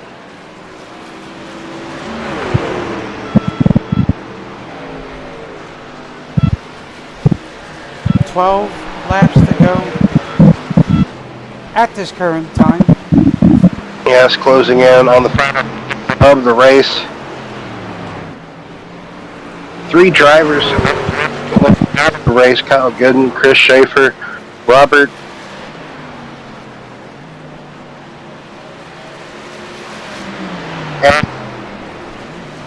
Now, see, now I don't have the confidence in saying his last name because Amaral? what? Amaral? Amaral, Robert Amaral. Unfortunately, like I said, he was doing pretty good. Maybe something occurred, had to park it for the night. It happens. And then on the lead lap at the moment, but Lomax a lap down, like we say. Let's count them: 1, 2, 3, 4, 5, 6, 7, 8 cars, 1 or more laps down.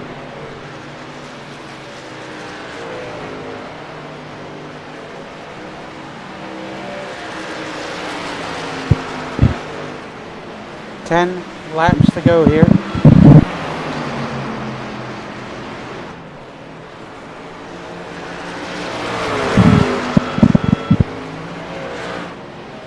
Yeah, let's go see where Dave is, Brian.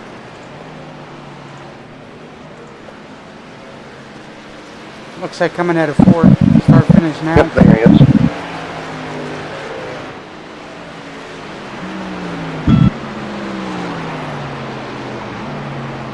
Then there's Lomax. In the sights of Dayberry.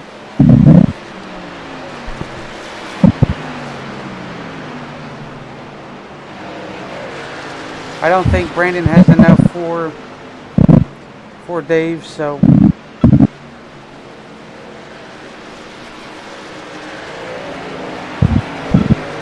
very unfortunate for Phil. Phil was having a great run, but costly pit mistake there, so unfortunately that's probably going to do it for him.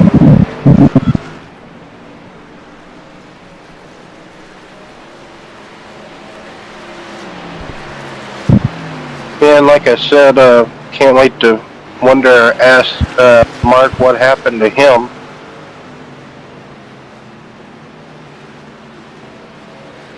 Because like I said, he lost a ton of ground on that final exchange of pit stops.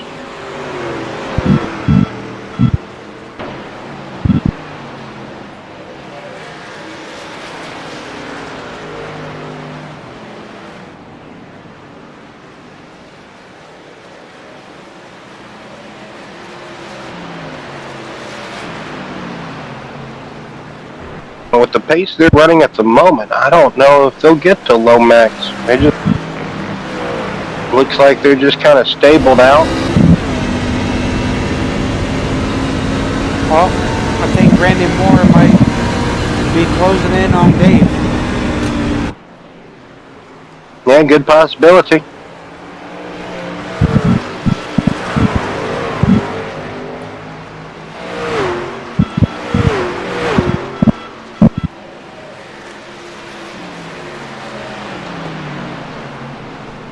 Dave kind of had a moment getting into turn 3, the last lap. Down there, hit that rumble strip.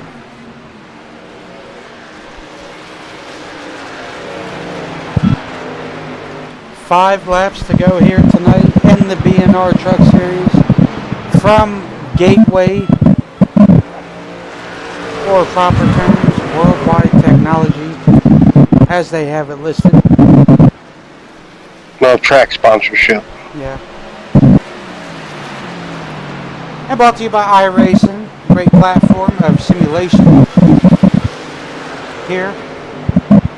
Some independent tracks or some tracks, if they didn't have that sponsorship, you know, they wouldn't be able to carry.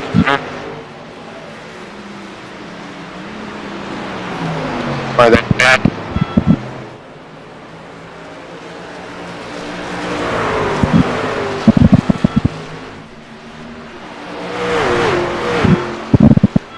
Lomax went back one lap down. Yep. Right around Lomax, so that's going to put a car or truck in between himself and second place man Brandon Moore in the closing laps here. If Brandon had anything for David, he's going to have to get around Lomax to do it or prove it, as Dave almost had a bad turn. Well, if I can remember, Lomax and Brandon Moore had a little occurrence earlier on, so I think Lomax isn't going to give it to him quite easy, as I would say.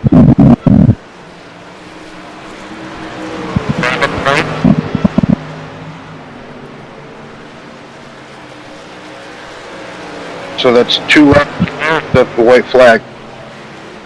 It's 2 to go.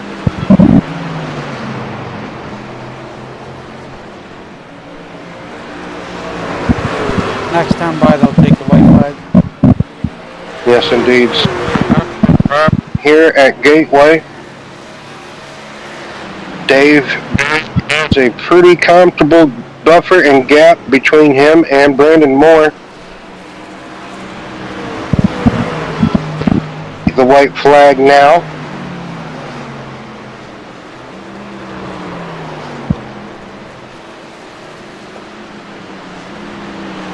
And I think David Berry has this one pretty much wrapped up in the bag. Thanks because of the gap and everything he has to Brandon Moore. You can see, like we said, didn't think Jackson Lomax was going to make it easy. Dave David Berry going to come off of turn 4, leading the field to the checkered flag, going to win the race. Brendan Moore, second place. Looks like Mark will get third, so that's the podium finishers there. Then Berger and Philip Bridgman.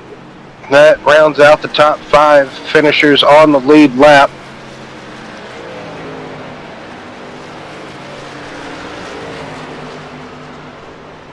Good run, nevertheless, still for Joe Stipe.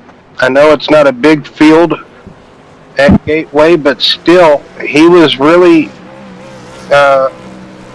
doing good inside the top 5 there for a long time. And still got a top 10. Unfortunately, I mean, he was kind of running 6th, 7th. Oh, Philip. Oh, man. Looks like Philip's going to finish in reverse here.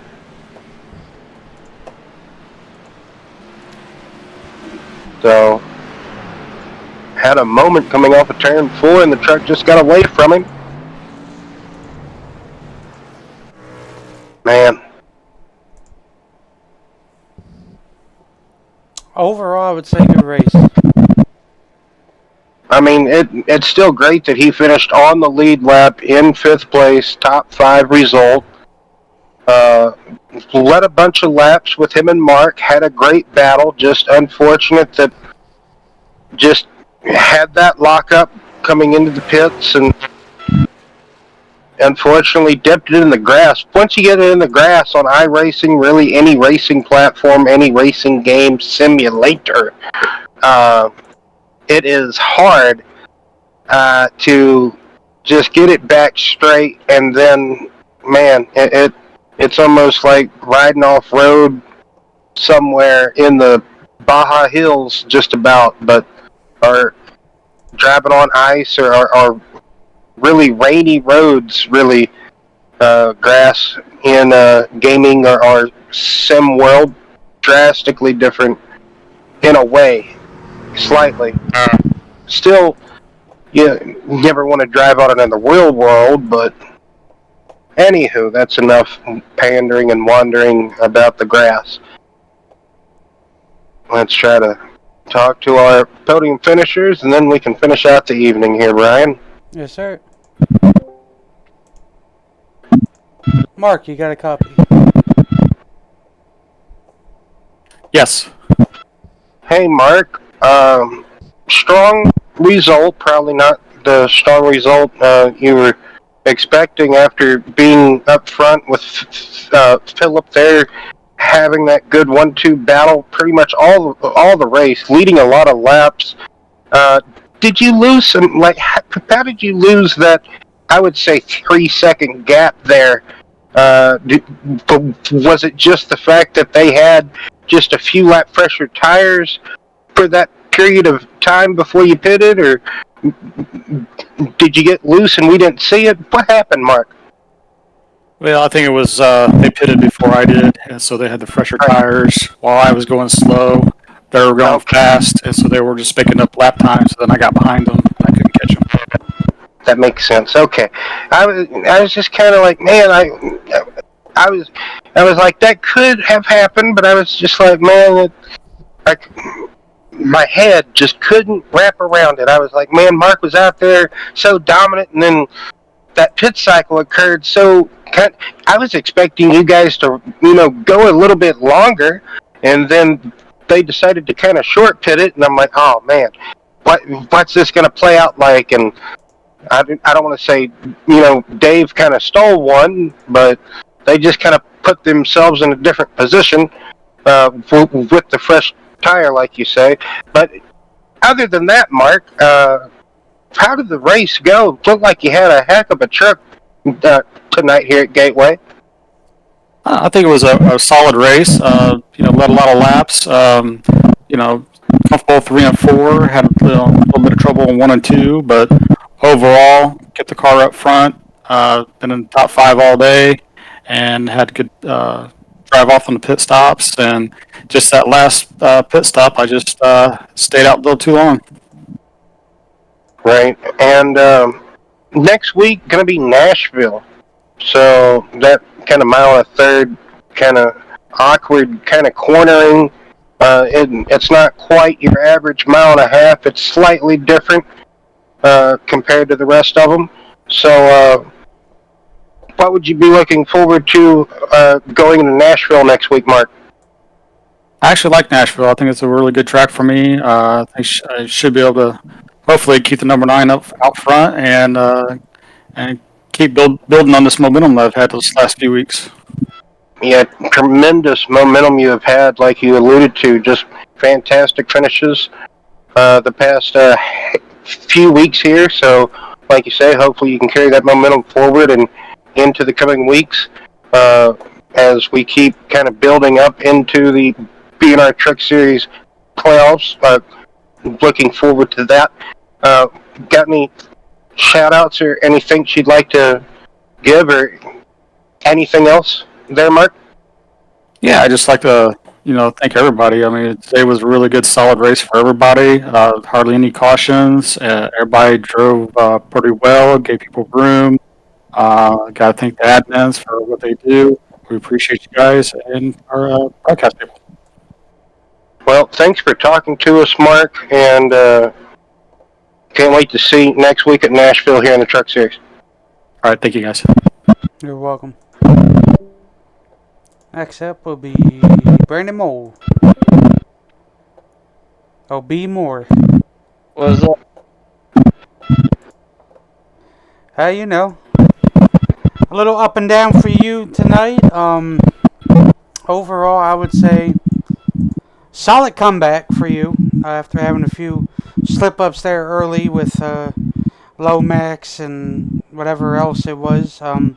Not too Yeah, sure. I felt terrible for Lomax. I just run out of talent and drove it in too deep. It's totally on my fault. And then got to racing a lap car real early for some reason. Don't know why we're racing lap cars, but yeah, that wasn't fun. And then fast repaired it and got her back out, and here we are. Yes, sir. I would say overall dominant performance by you tonight in that 47 Chevy machine. Describe to the fans who are watching how your overall performance of the race went and how technical it was to finesse around traffic. And me and Will did notice a lot of your gaining was coming off of pit road.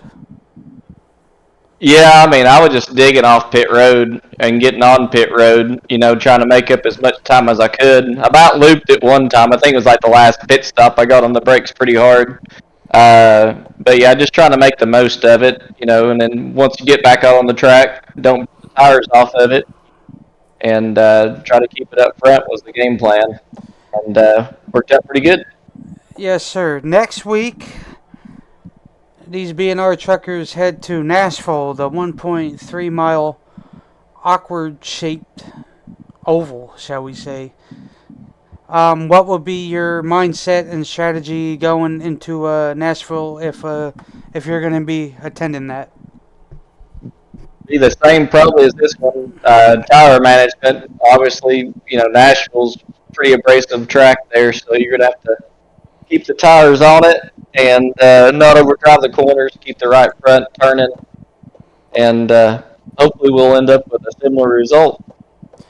Well, I would hope so, with as a strong performance you have over the past couple of weeks in the Cup Series and now coming out here having a little fun in these trucks. So best of luck to you. Any shout outs, loves, or anything you want to give before we let you on your way? Yeah, just the usual. Just want to thank everyone who came out to watch the stream. Appreciate y'all's attendance. Appreciate all the drivers who came out here and put on a good show for everybody. Everybody drove a pretty good race. And thank the broadcast booth. Y'all always do a good job. And we'll catch you again next week. And like I said, maybe we'll have a similar conversation. Well, only one can hope. Well, all right, Mr. Brandon, I'm going to get you back up there, and best of luck to you in the next couple of days. All right, thank you. You're welcome. Last but not least, the race winner, Dave. Well, I'll let you handle this one, and then we can close out. All right.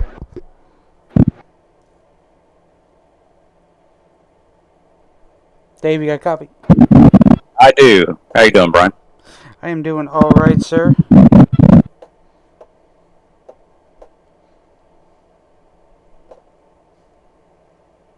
ahead, Will.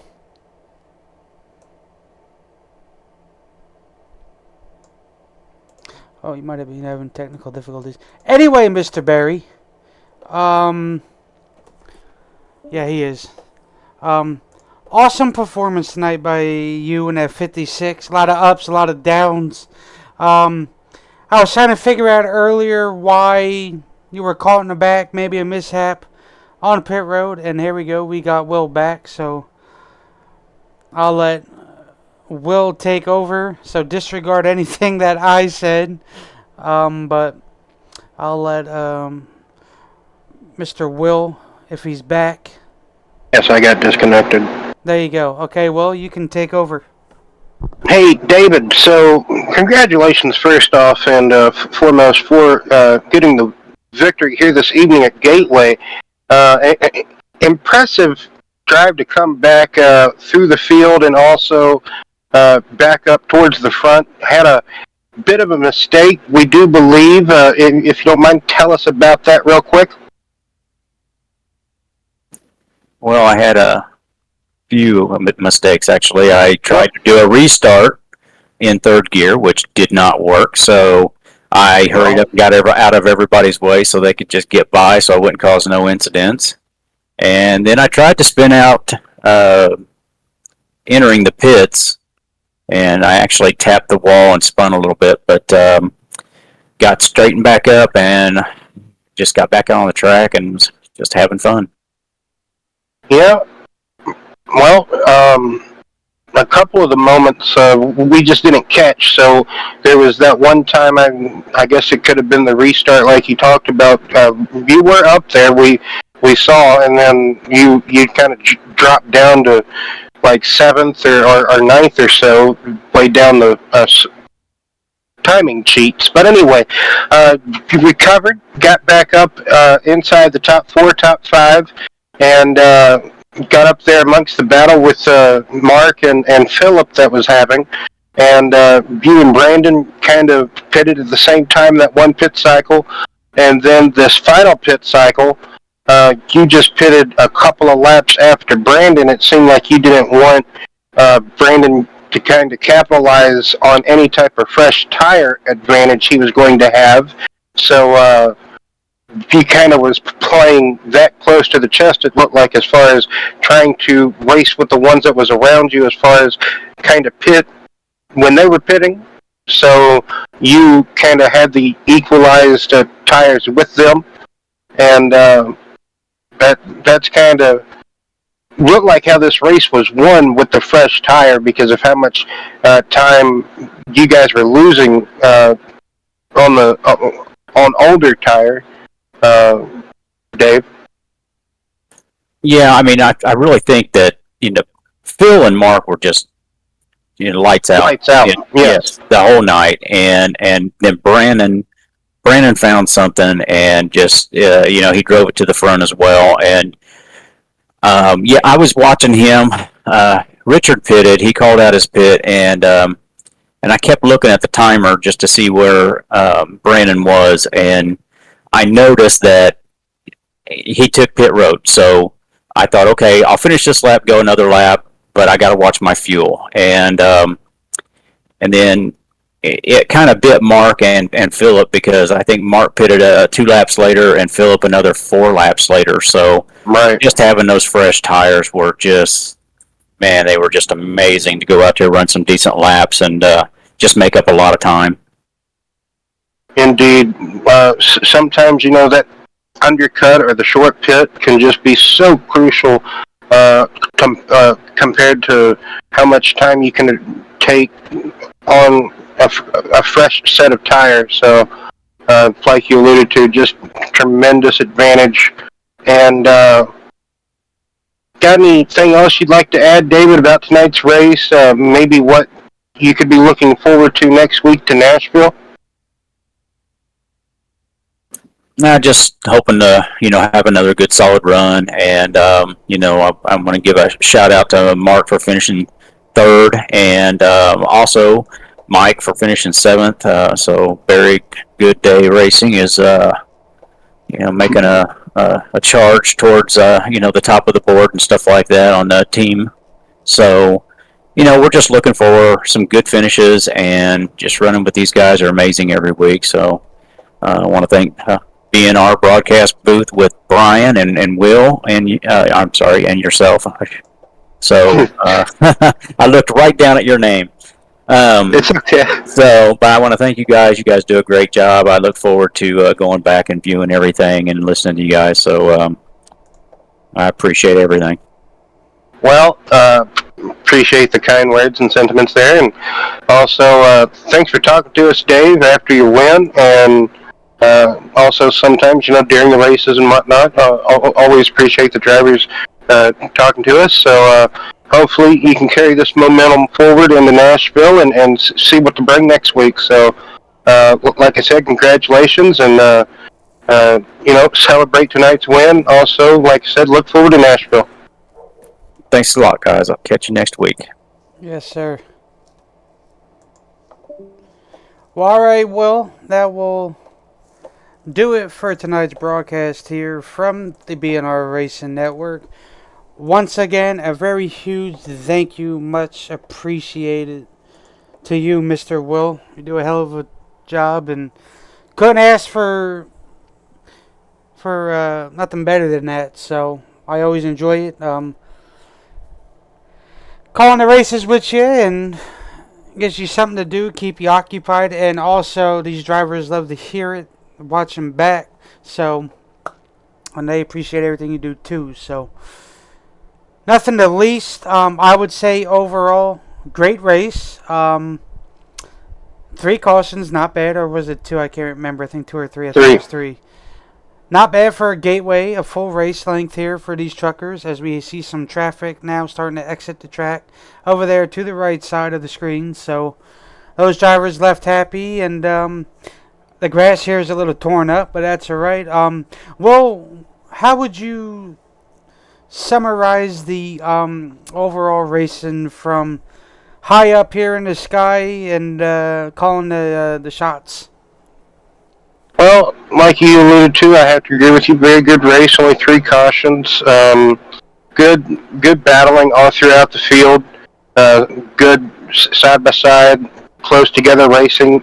We thought it was going to be, the Mark and Phillip show towards the end of the race, but that fresh tire type of strategy of just basically kind of cutting that final stint in half really helped Brandon and David there towards the end of the race. They pitted sooner than Mark and Phillip and really took advantage of the fresh tire, and you saw that Phillip, mistakes. We talk about it each and every week, each and every broadcast, and mistakes.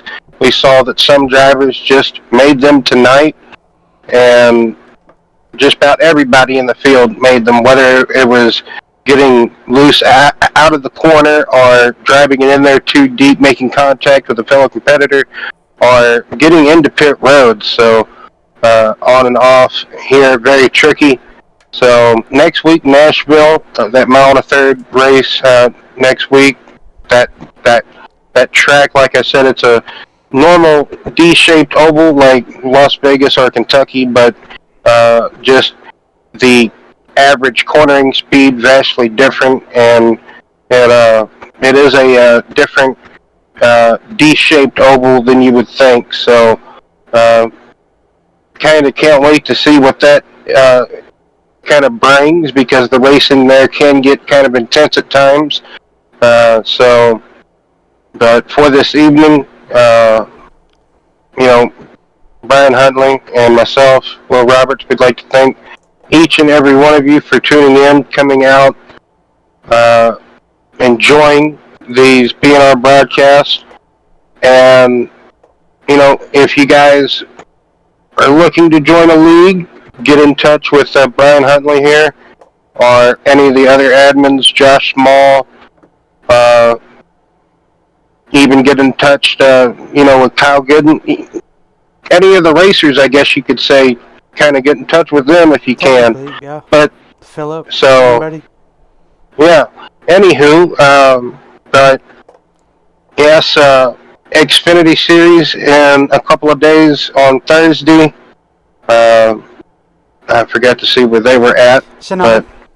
But yeah, that's right, Sonoma. So road course. Hopefully we'll have good turnout there.